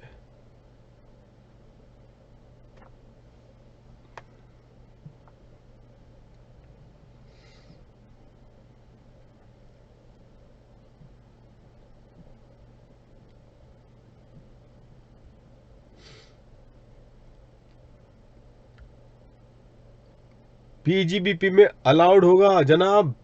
फी में देखो, मैंने पेनाल्टी वाला PDF फाइल आपको दे रखा है, उसमें 234E का पॉइंट मैंने लिखवाया है आप लोगों को कि TDS स्टेटमेंट अगर लेट फाइल होगा तो उस केस में आप देखिए जहां पे जाके कि फी का ट्रीटमेंट क्या है, वो अलाउड है वहां पे। प्लीज नोट करना है, वहां पे वो अलाउड है। क्या डिसअलाउड है, वो 271 प्राइमरी उसकी पेनाल्टी डिसअलाउड है। जो डिसअलाउड है वो पेनाल्टी 271H की, वो पेनाल्टी डिसअलाउड है, वहां पे वो डिसअलाउ किया गया। But if it is only about fee, then I have made you write that 234E के कॉन्टेक्स्ट में ये अलाउड है। बिल्कुल रिद्धि, तुलिका ने भी कह दिया, सब लोगों ने कह दिया। नेयल, पेनाल्टी नहीं, फिर फी की बात कर रहा हूं, फी की बात हो रही है। ICAI ने ICAI ने इस पे ये क्वेश्चन भी पूछा था, आप लोग को पता ही होगा। ICAI has also asked question in this particular point। चलिए आगे देखते हैं, इसका सॉल्यूशन भी है। पॉइंट नंबर 8 में आ जाओ students. The company has credited rupees 5 lakhs to other investment to the company has credited rupees 5 lakhs to other comprehensive income on fair valuation sorry, point number 7 बाकी है, पॉइंट नंबर 7 बाकी है। The company has credited revaluation surplus of rupees 10 lakh on fair valuation of asset under India 16 and India 38 to other equity. तो जनाब क्या करेंगे ऐसे case में, क्या इसे रिकॉग्नाइज की जाती है प्राइमली, क्या ये रिकॉग्निशन का हिस्सेदारी बनता है in computing the book profit? And answer is no, and answer is no. और ये बाय द वे ध्यान रखना, इसकी क्रेडिट हुई है इन अदर इक्विटी, तो हमें इसको वैसे भी अगर टोटल इनकम अगर कैलकुलेशन भी अगर करना पड़े, अगर टोटल इनकम की कैलकुलेशन भी करना पड़े, हमें चिंता करने की जरूरत नहीं है, क्योंकि ये पीएनएल में क्रेडिट नहीं हुआ है। क्रेडिट कहां पर हुआ है? इन अदर इक्विटी। इसकी क्रेडिट जो की गई है वो अदर इक्विटी की तरफ की गई है, तो वैसे भी हमें कोई इसकी चिंता करने की जरूरत नहीं है जब हम पीजीबीपी कंप्यूट कर रहे हैं तब। पॉइंट नंबर 8 में, the company has credited rupees 5 lakhs to other comprehensive income on fair valuation of equity instrument in which the company has investment. So company क्या है किया है, has credited rupees 5 lakhs to other OCI on fair valuation of equity instrument. Equity instrument students बताइए जनाब, ऐसे case में क्या ये अदर OCI में which will not be reclassified in the profit and loss account, इसका मतलब वही है which will not be reclassified in the profit and loss account, जो अभी हमने देखा था पॉइंट नंबर 10 में। तो क्या इक्विटी इंस्ट्रूमेंट के तो क्या इक्विटी इंस्ट्रूमेंट के रीवैल्यूएशन पे क्या ये 5 लाख का अमाउंट क्या क्रेडिट होगा? अगेन आंसर इज नो, नहीं होगा क्रेडिट स्टूडेंट्स, नहीं होगा क्रेडिट। तो पॉइंट नंबर 9 पे आ जाओ। Depreciation debited in the profit and loss account of rupees 1.5 lakhs. The actual cost of the asset was already allowed as deduction under section 35 AD in previous year 17-18. तो भाई आपने बताओ students, income tax अगर total income compute करने की बात हुई, ईमानदारी से बताओ, अगर टोटल इनकम कंप्यूट करने की बात आई है तो उस समय पे क्या करना होगा? टोटल इनकम करने की बात आई होगी तो उस समय पे तो हमें एड बैक करना है 1.5 लाख रुपए। क्यों एड बैक करोगे 1.5 लाख रुपए? डेट बैक इसके लिए करेंगे जब आपने 35 एडी का डिडक्शन ले चुके थे पहले, जब आपने 35 एडी का डिडक्शन ले चुके थे तब आपको फिर हम आपको क्यों देंगे पीजीबीपी में 1.5 लाख रुपए का डेप्रिसिएशन का डिडक्शन सेक्शन 32? नहीं मिलेगा डिडक्शन आपको। लेकिन बुक प्रॉफिट में क्या करूं? अगर बुक प्रॉफिट मुझे अगर कंप्यूट करना रहे तो इस एडजस्टमेंट को लेकर मुझे क्या करना होगा? आप मुझे बताओ, बुक प्रॉफिट में मुझे क्या करना होगा? पॉइंट नंबर 9 के एडजस्टमेंट को लेके आपको ये बताना, जल्दी बताओ।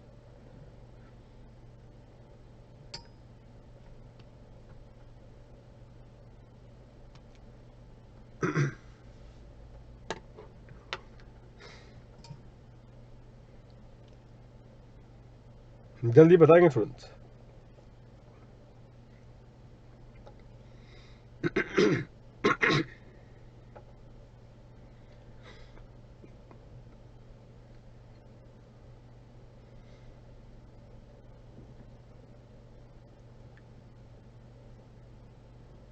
बुक प्रॉफिट में स्टूडेंट ध्यान रखना है, कोई भी इफेक्ट नहीं होगा। बिल्कुल सही, आप लोगों को ध्यान रखना है, in the book profit there won't be any effect, क्योंकि कंपनीज एक्ट में तो उन्होंने 1.5 लाख ही लिया होगा, उसको 35 एडी से थोड़ा कोई मतलब है। जब net profit as per the companies act होता है तो they are not concern with what is happened with 35 AD. तो फिर as far as the book profit is concern, बताओ स्टूडेंट्स मैंने क्या कहा था? As far as book profit is concerned, in this situation, we will be ignoring this. As far as the total income is concerned, under the PGBP, what we are going to do? We are going to add back 1.5 lakhs. Point number 10 में आ जाइएगा, बिल्कुल प्रीति, point number 10 में आ जाइए। The brought forward loss under section 73A of AY 1819 is rupees 3 lakhs. So brought forward loss under section 73A of AY 1819 is rupees 3 lakhs. तो ये आप लोग क्या करते हो, ये अंडर 73A है, it is not as per books. तो प्लीज आप मुझे इसका बुक प्रॉफिट में बताओ क्या इफेक्ट होगा? बुक प्रॉफिट में कुछ करोगे इस लॉस को लेके, ब्रॉड फॉर लॉस को लेके? बुक प्रॉफिट में कुछ करोगे इस लॉस को लेके आप लोग?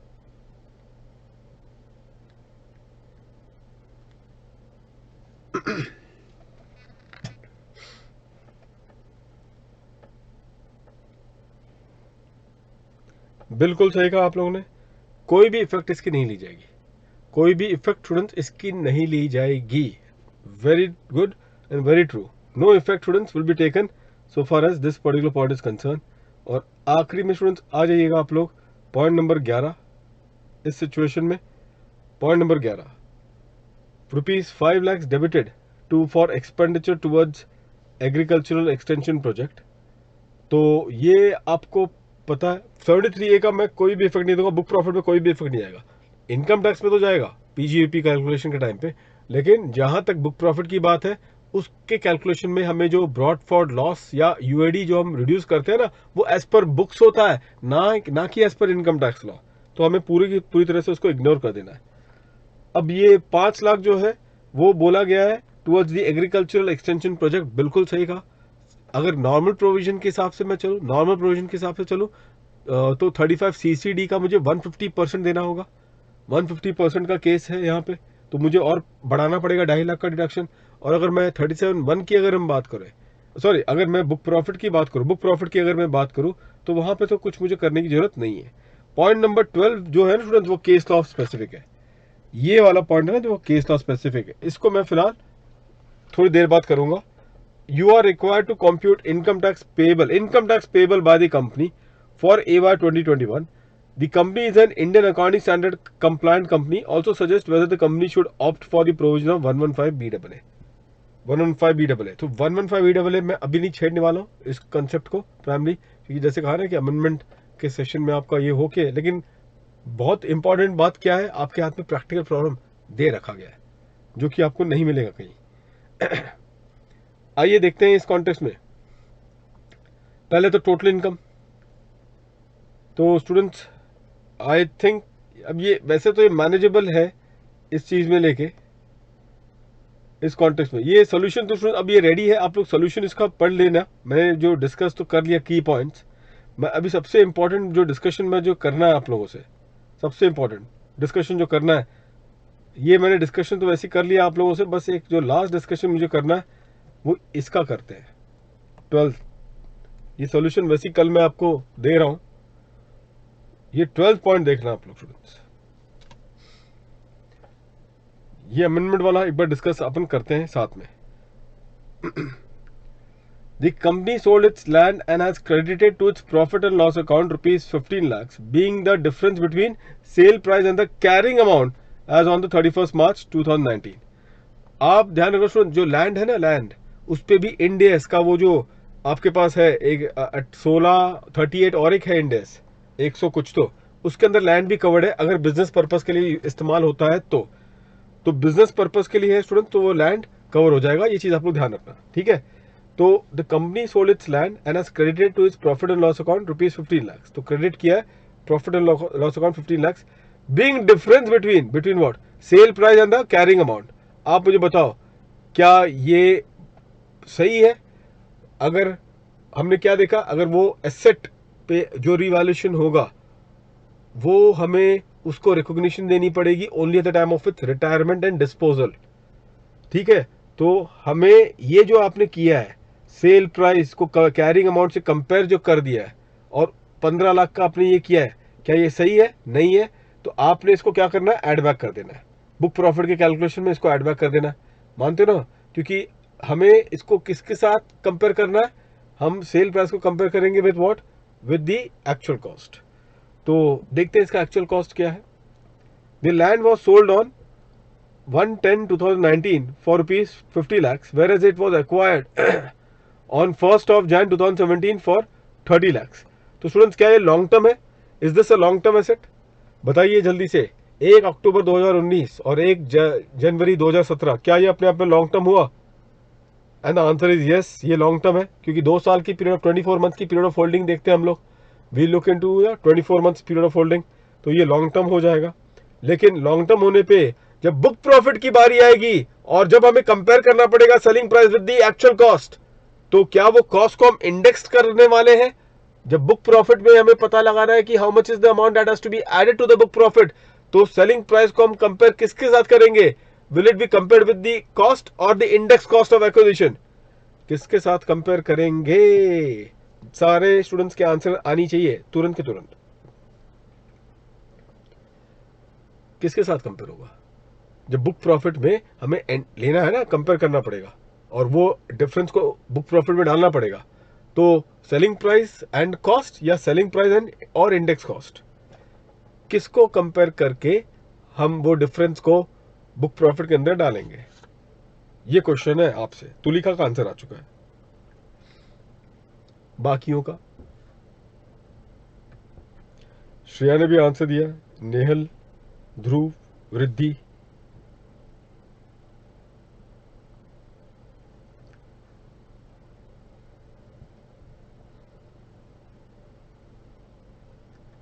मैं बुक प्रॉफिट की बात कर रहा हूं स्टूडेंट, ध्यान रखना जब भी आंसर देने के पहले।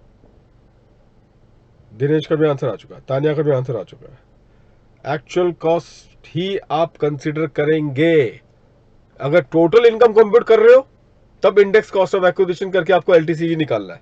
लेकिन यहां पर जो होगा, यहां पर अकाउंटिंग की बातें होती है, चर्चाएं होती है, यहां इंडेक्सेशन का कोई कंसेप्ट नहीं होगा। तो बिल्कुल सही कहा स्टूडेंट्स आपका। लॉन्ग टर्म जो होगा बुक प्रॉफिट के कॉन्टेक्स्ट में कितना है? 30 लाख, सॉरी 30 लाख। और डिफरेंस आपका लॉन्ग टर्म जो बनेगा, तो लॉन्ग टर्म गेन कितना बनेगा? 20 lakh. 50 minus 30 that is 20 lakh.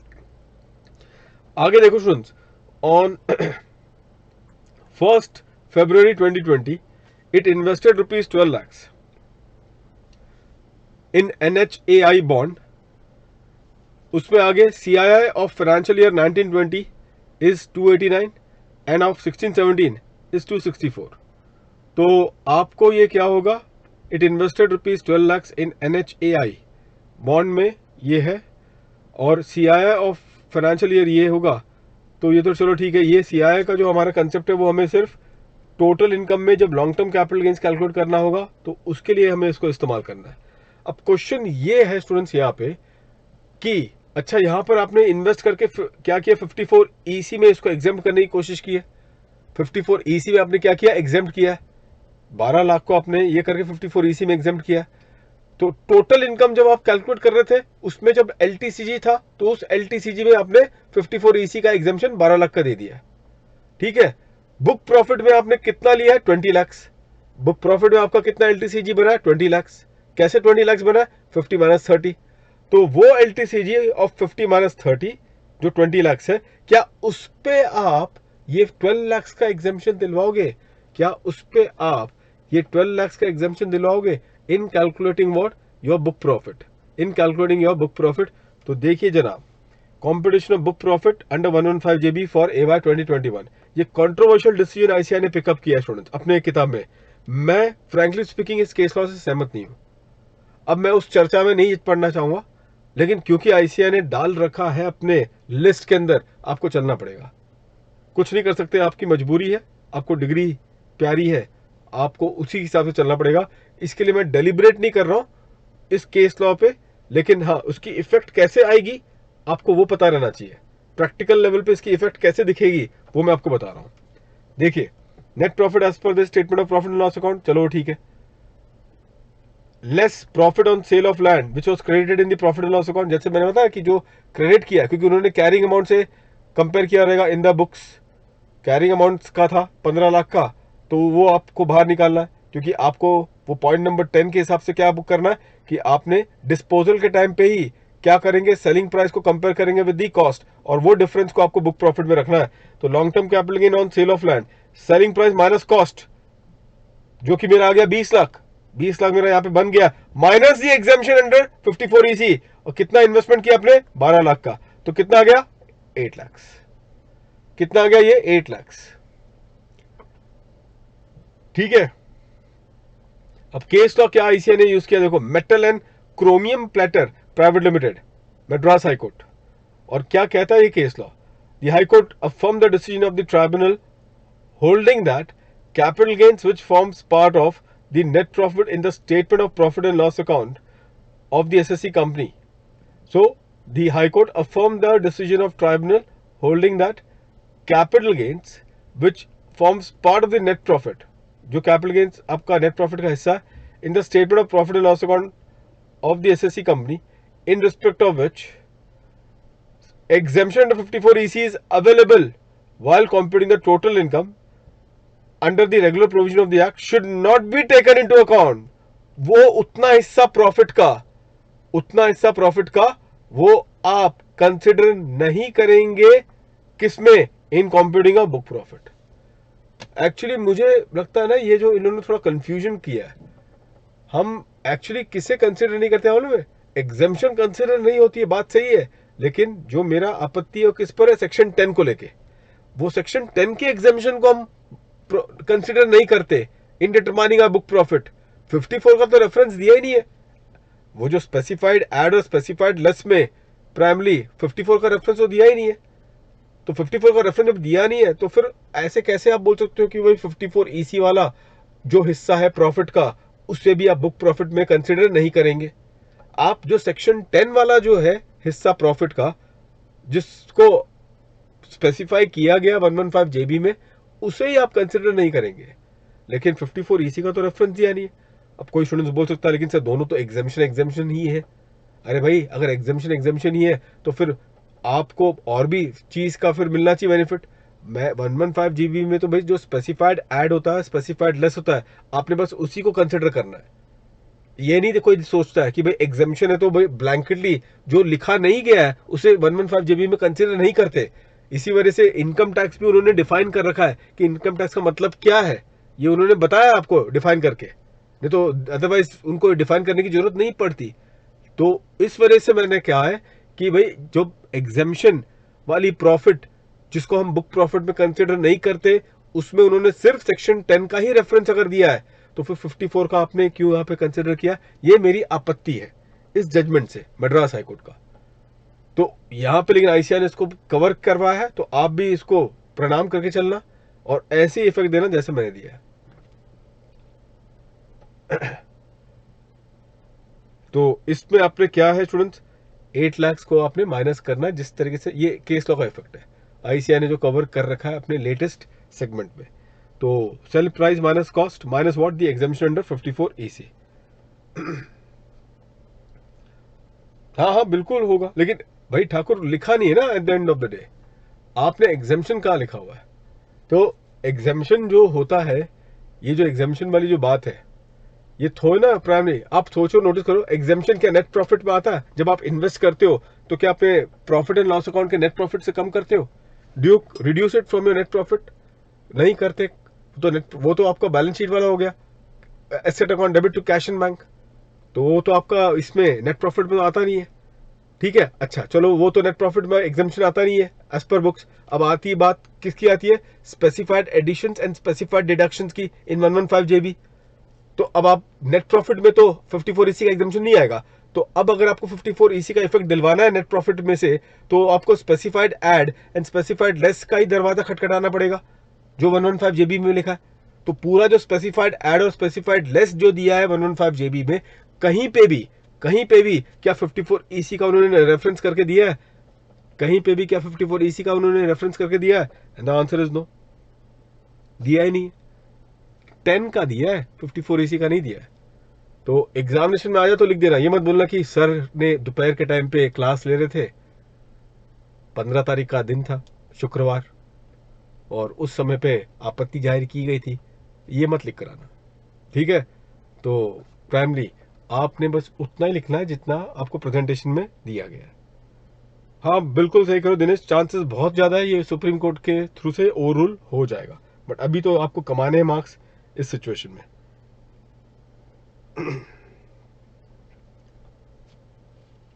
बिल्कुल ठाकुर, तो ये है स्टूडेंट, बाकी तो हमने डिस्कस कर लिया है, बाकी स्टूडेंट्स हमने डिस्कस कर लिया है, तो there is no such thing 115 BAA।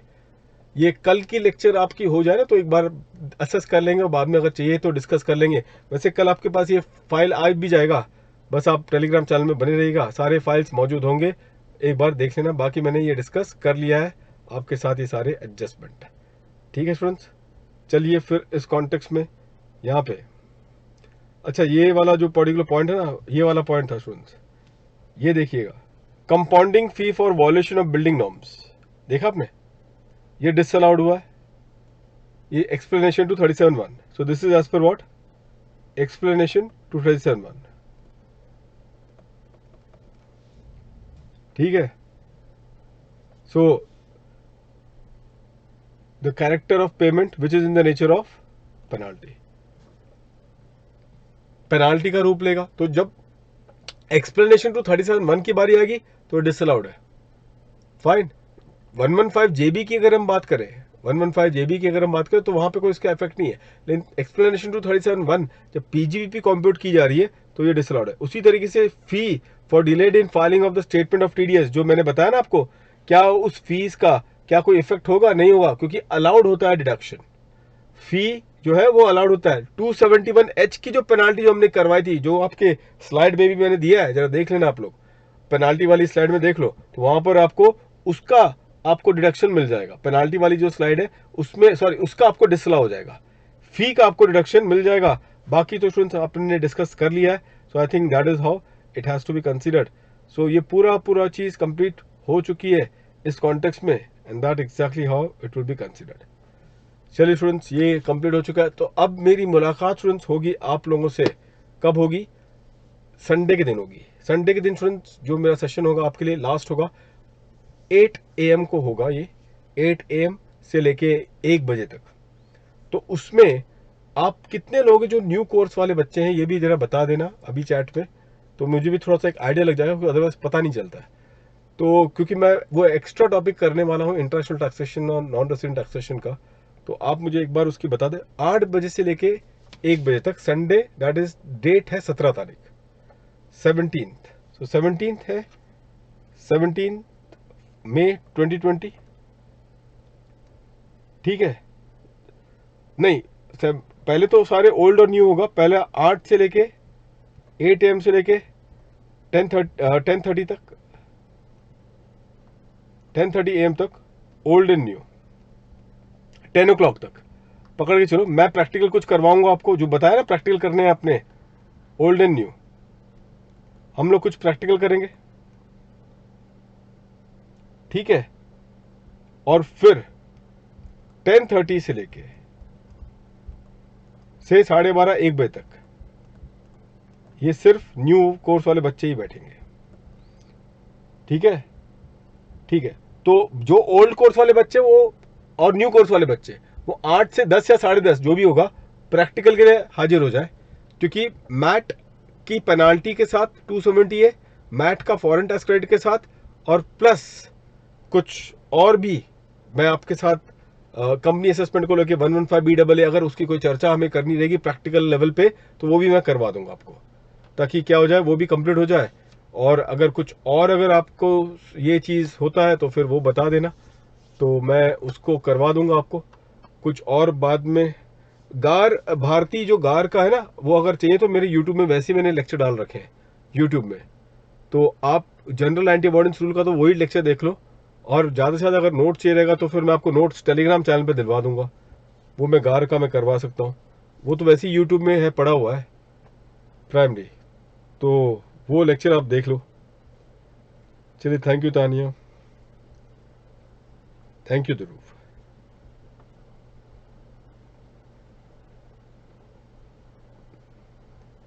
Thank you students. जिसने पार्ट ए देखा नहीं पहले देख लें, क्योंकि वो जो अभी हमने डिस्कस अभी भी जो किया था वो बहुत ये था।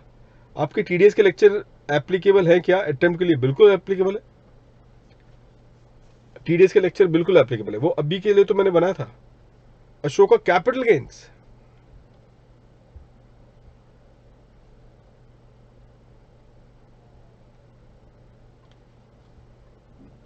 कैपिटल गेन्स के लिए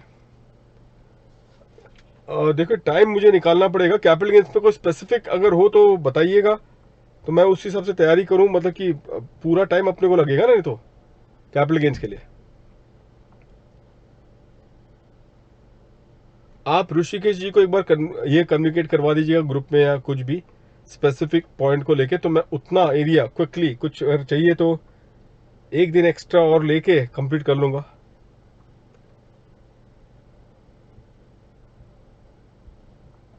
दिनेश, एक तो हिंदी में है और एक इंग्लिश में है, दोनों में कोई अमेंडमेंट हुआ नहीं है, अमेंडमेंट तो हुआ ही नहीं है। भारतीय सर आपके टेस्ट सीरीज भी दे सकते हैं, भारतीय टेस्ट, ये तो एमटीपी, ये तो टेस्ट सीरीज है एक तरीके से, आपको यही सॉल्व करना है। यही आप 2 बार करो स्टूडेंट्स, और नहीं अब कुछ करना आपने, बस सॉल्व करो। आज सुबह को जैसे लेक्चर हुआ था ना, तो उस कॉन्टेक्स्ट में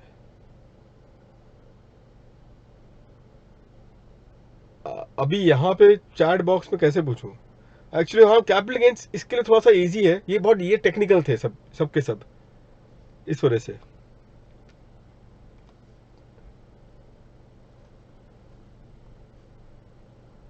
नेहल, क्या टॉपिक आपको यूट्यूब में डालना है? देखो अब मैं यूट्यूब में अपने वाले में क्या करवाता हूँ वो भी बता देता हूँ। मैं एमटीपी के सारे जो होंगे, ये सारे एमटीपी, उसमें मैं एमटीपी के सोल्यूशन डिस्कस करने वाला हूँ, ठीक है? और शायद मैं वहां पे लाइव आ जाऊं, ठीक है? तो एमटीपी के सोल्यूशन को मैं डिस्कस कर सकता हूँ प्राइमली अपने यूट्यूब चैनल पे, तो दैट इज वन थिंग।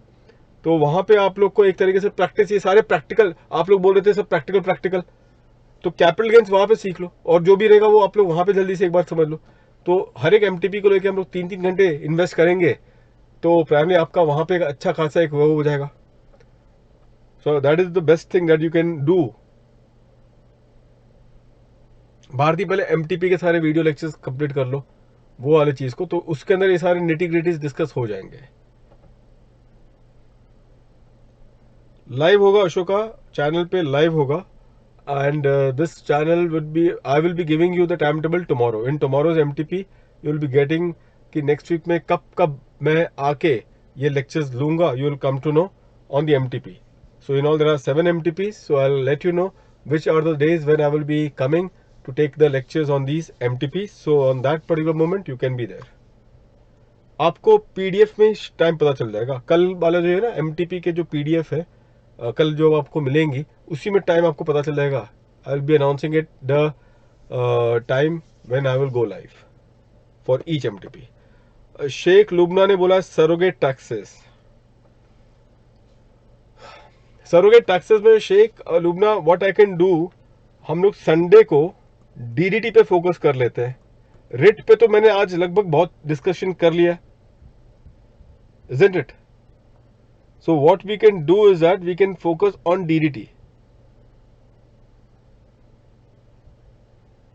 तो DDT में अगर चाहो कि ये काफ़ी ज़्यादा इंपॉर्टेंट भी लग रहा है, आने के इसकी चांसेस बहुत ज़्यादा है, तो अगर आप लोगों को चाहिए तो मैं DDT आपके साथ एक बार डिस्कस कर लूँगा, ताकि आप लोगों को क्या हो जाए, ये इसका टेंशन निकल जाए।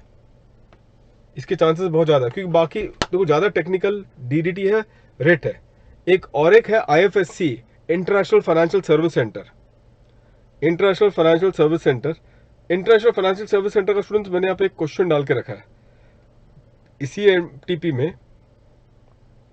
अगर आप देखोगे तो IFSC का मैंने क्वेश्चन डाल के ही रखा हुआ है, और इसी वजह से क्या होगा मालूम है, ये मैं वैसे ही इसको, और ये ऐसा बाउंसर गया स्टूडेंट्स लोगों को, बड़े हिल गए उन लोग। और IFSC स्टूडेंट्स इतना टाइम हो चुका है, इस बार IFSC का क्वेश्चन पूछेंगे आपसे। इतने अमेंडमेंट्स हुए हैं IFSC को लेके, इंटरनेशनल फाइनेंशियल सर्विस सेंटर को लेके, कि मुझे बहुत एक बड़ा गट फीलिंग है कि IFSC पे क्वेश्चन आ जाएगा। आप बोलोगे सर आपकी गट फीलिंग है, लेकिन ऐसा थोड़ा होता कि आता ही है। तो आपको बता दूं कि भाई मेरा स्ट्राइक रेट 90% रहता है हमेशा, जो लगता है ना बहुत स्ट्रांगली मैं कुछ फील करता हूँ तो बाय डिफ़ॉल्ट हो जाता है। और वैसे मेरी कुंडली में भी लिखी हुई है, कुंडली में क्या लिखी हुई है कि जो मुझे आगे का दिख जाता है, ऐसा कुंडली में लिखा हुआ है। तो आप चांस ले लो, आप लोग को नहीं, हम भरोसा नहीं करते, मत करो फिर, मुझे जो बोलना था बोल दिया। अब आप पर डिपेंड करता है आपको भरोसा करना है या ना करो, चांस लेके देखते क्या होता है, isn't it? तो उस कॉन्टेक्स्ट में तो कहाँ तो है अभी ढूंढते हुए, कुछ कहीं तो है, वो देख लेंगे अपन, ठीक है? तो संडे को मैं एक बार डीडीटी कोशिश करता हूँ आपके साथ आने के लिए। तो स्टूडेंट्स ये सिचुएशन है कि संडे को अपन मिलते हैं, अपन मैं देखता हूँ वो प्रैक्टिकल करवाऊंगा आपको, और प्रैक्टिकल करवाने के बाद आपको और एक साथ साथ मैं क्या करवा दूंगा, डीडीटी करवा दूंगा, डिविडेंड डिस्ट्रीब्यूशन टैक्स। आप लोगों ने किया भी होगा, एक बार कर लें तसल्ली के लिए, क्योंकि इस बार थोड़ा क्रिटिकल है, ज़्यादा उसके चांसेस है आने का। ठीक है स्टूडेंट्स, चलिए, thank you students, thank you for your good wishes and do well as well, ठीक है?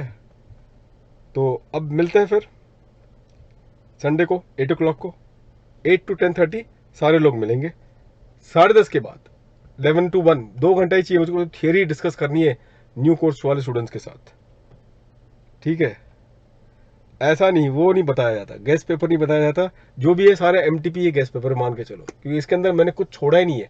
जो भी चीज़ें हैं दांव पेच जो खेलनी थी मैंने अपने साथ एमटीपी में खेल लिया, तो जितने दांव पेच खेलना था यहाँ पे कर दिया, इसी को 2 बार कर लें वही बड़ी बात है। तो एमटीपी की वीडियो के टाइम पे क्या होगा, हो सकता है कि आप लोग बोलेंगे मैं कैसे सॉल्व करूंगा, तो वीडियो के टाइम पे मैं आपको असिस्ट कर दूंगा, जैसे अभी हम लोग कर रहे थे ना। अभी क्या हो गया ना, हमने डिस्कस कर लिया, अब आपको बस नजर आपने घुमा दिया ना इस क्वेश्चन पे, आपको हार्डली 5 मिनट लगेगा पूरा सोल्यूशन गो थ्रू करने में। मानते हो ना इस बात को, क्योंकि आपने एक बार उसको हैंड होल्डिंग करवा दिया है। लाइव ही करूंगा Bharti, I will be doing it live, but solution में I am going to discuss, I will be discussing it in English.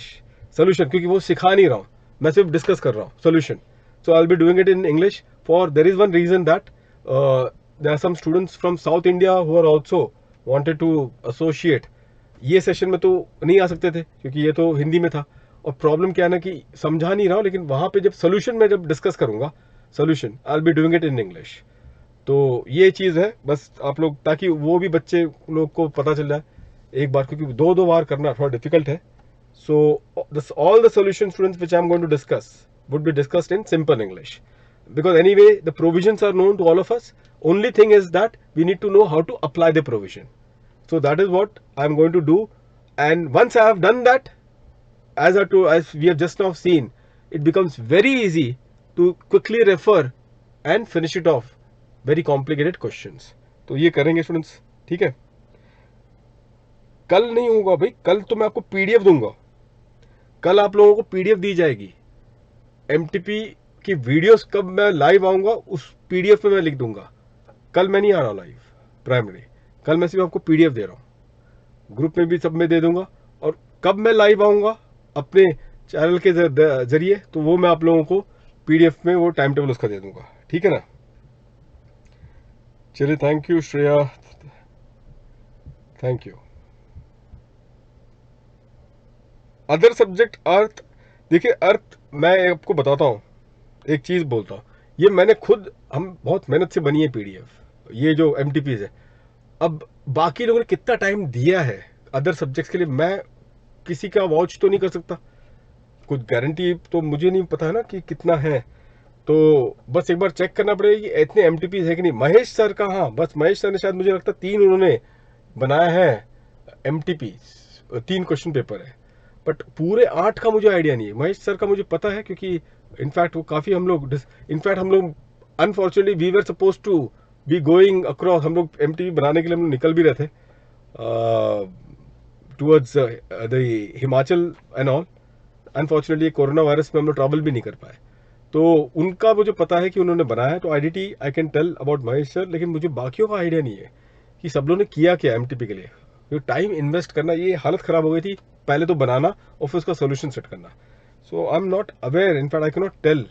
देखो नहीं तो होगा क्या ना, पास्ट ईयर का पेपर ही चिपका दिया, इसमें आपको फील नहीं आएगी।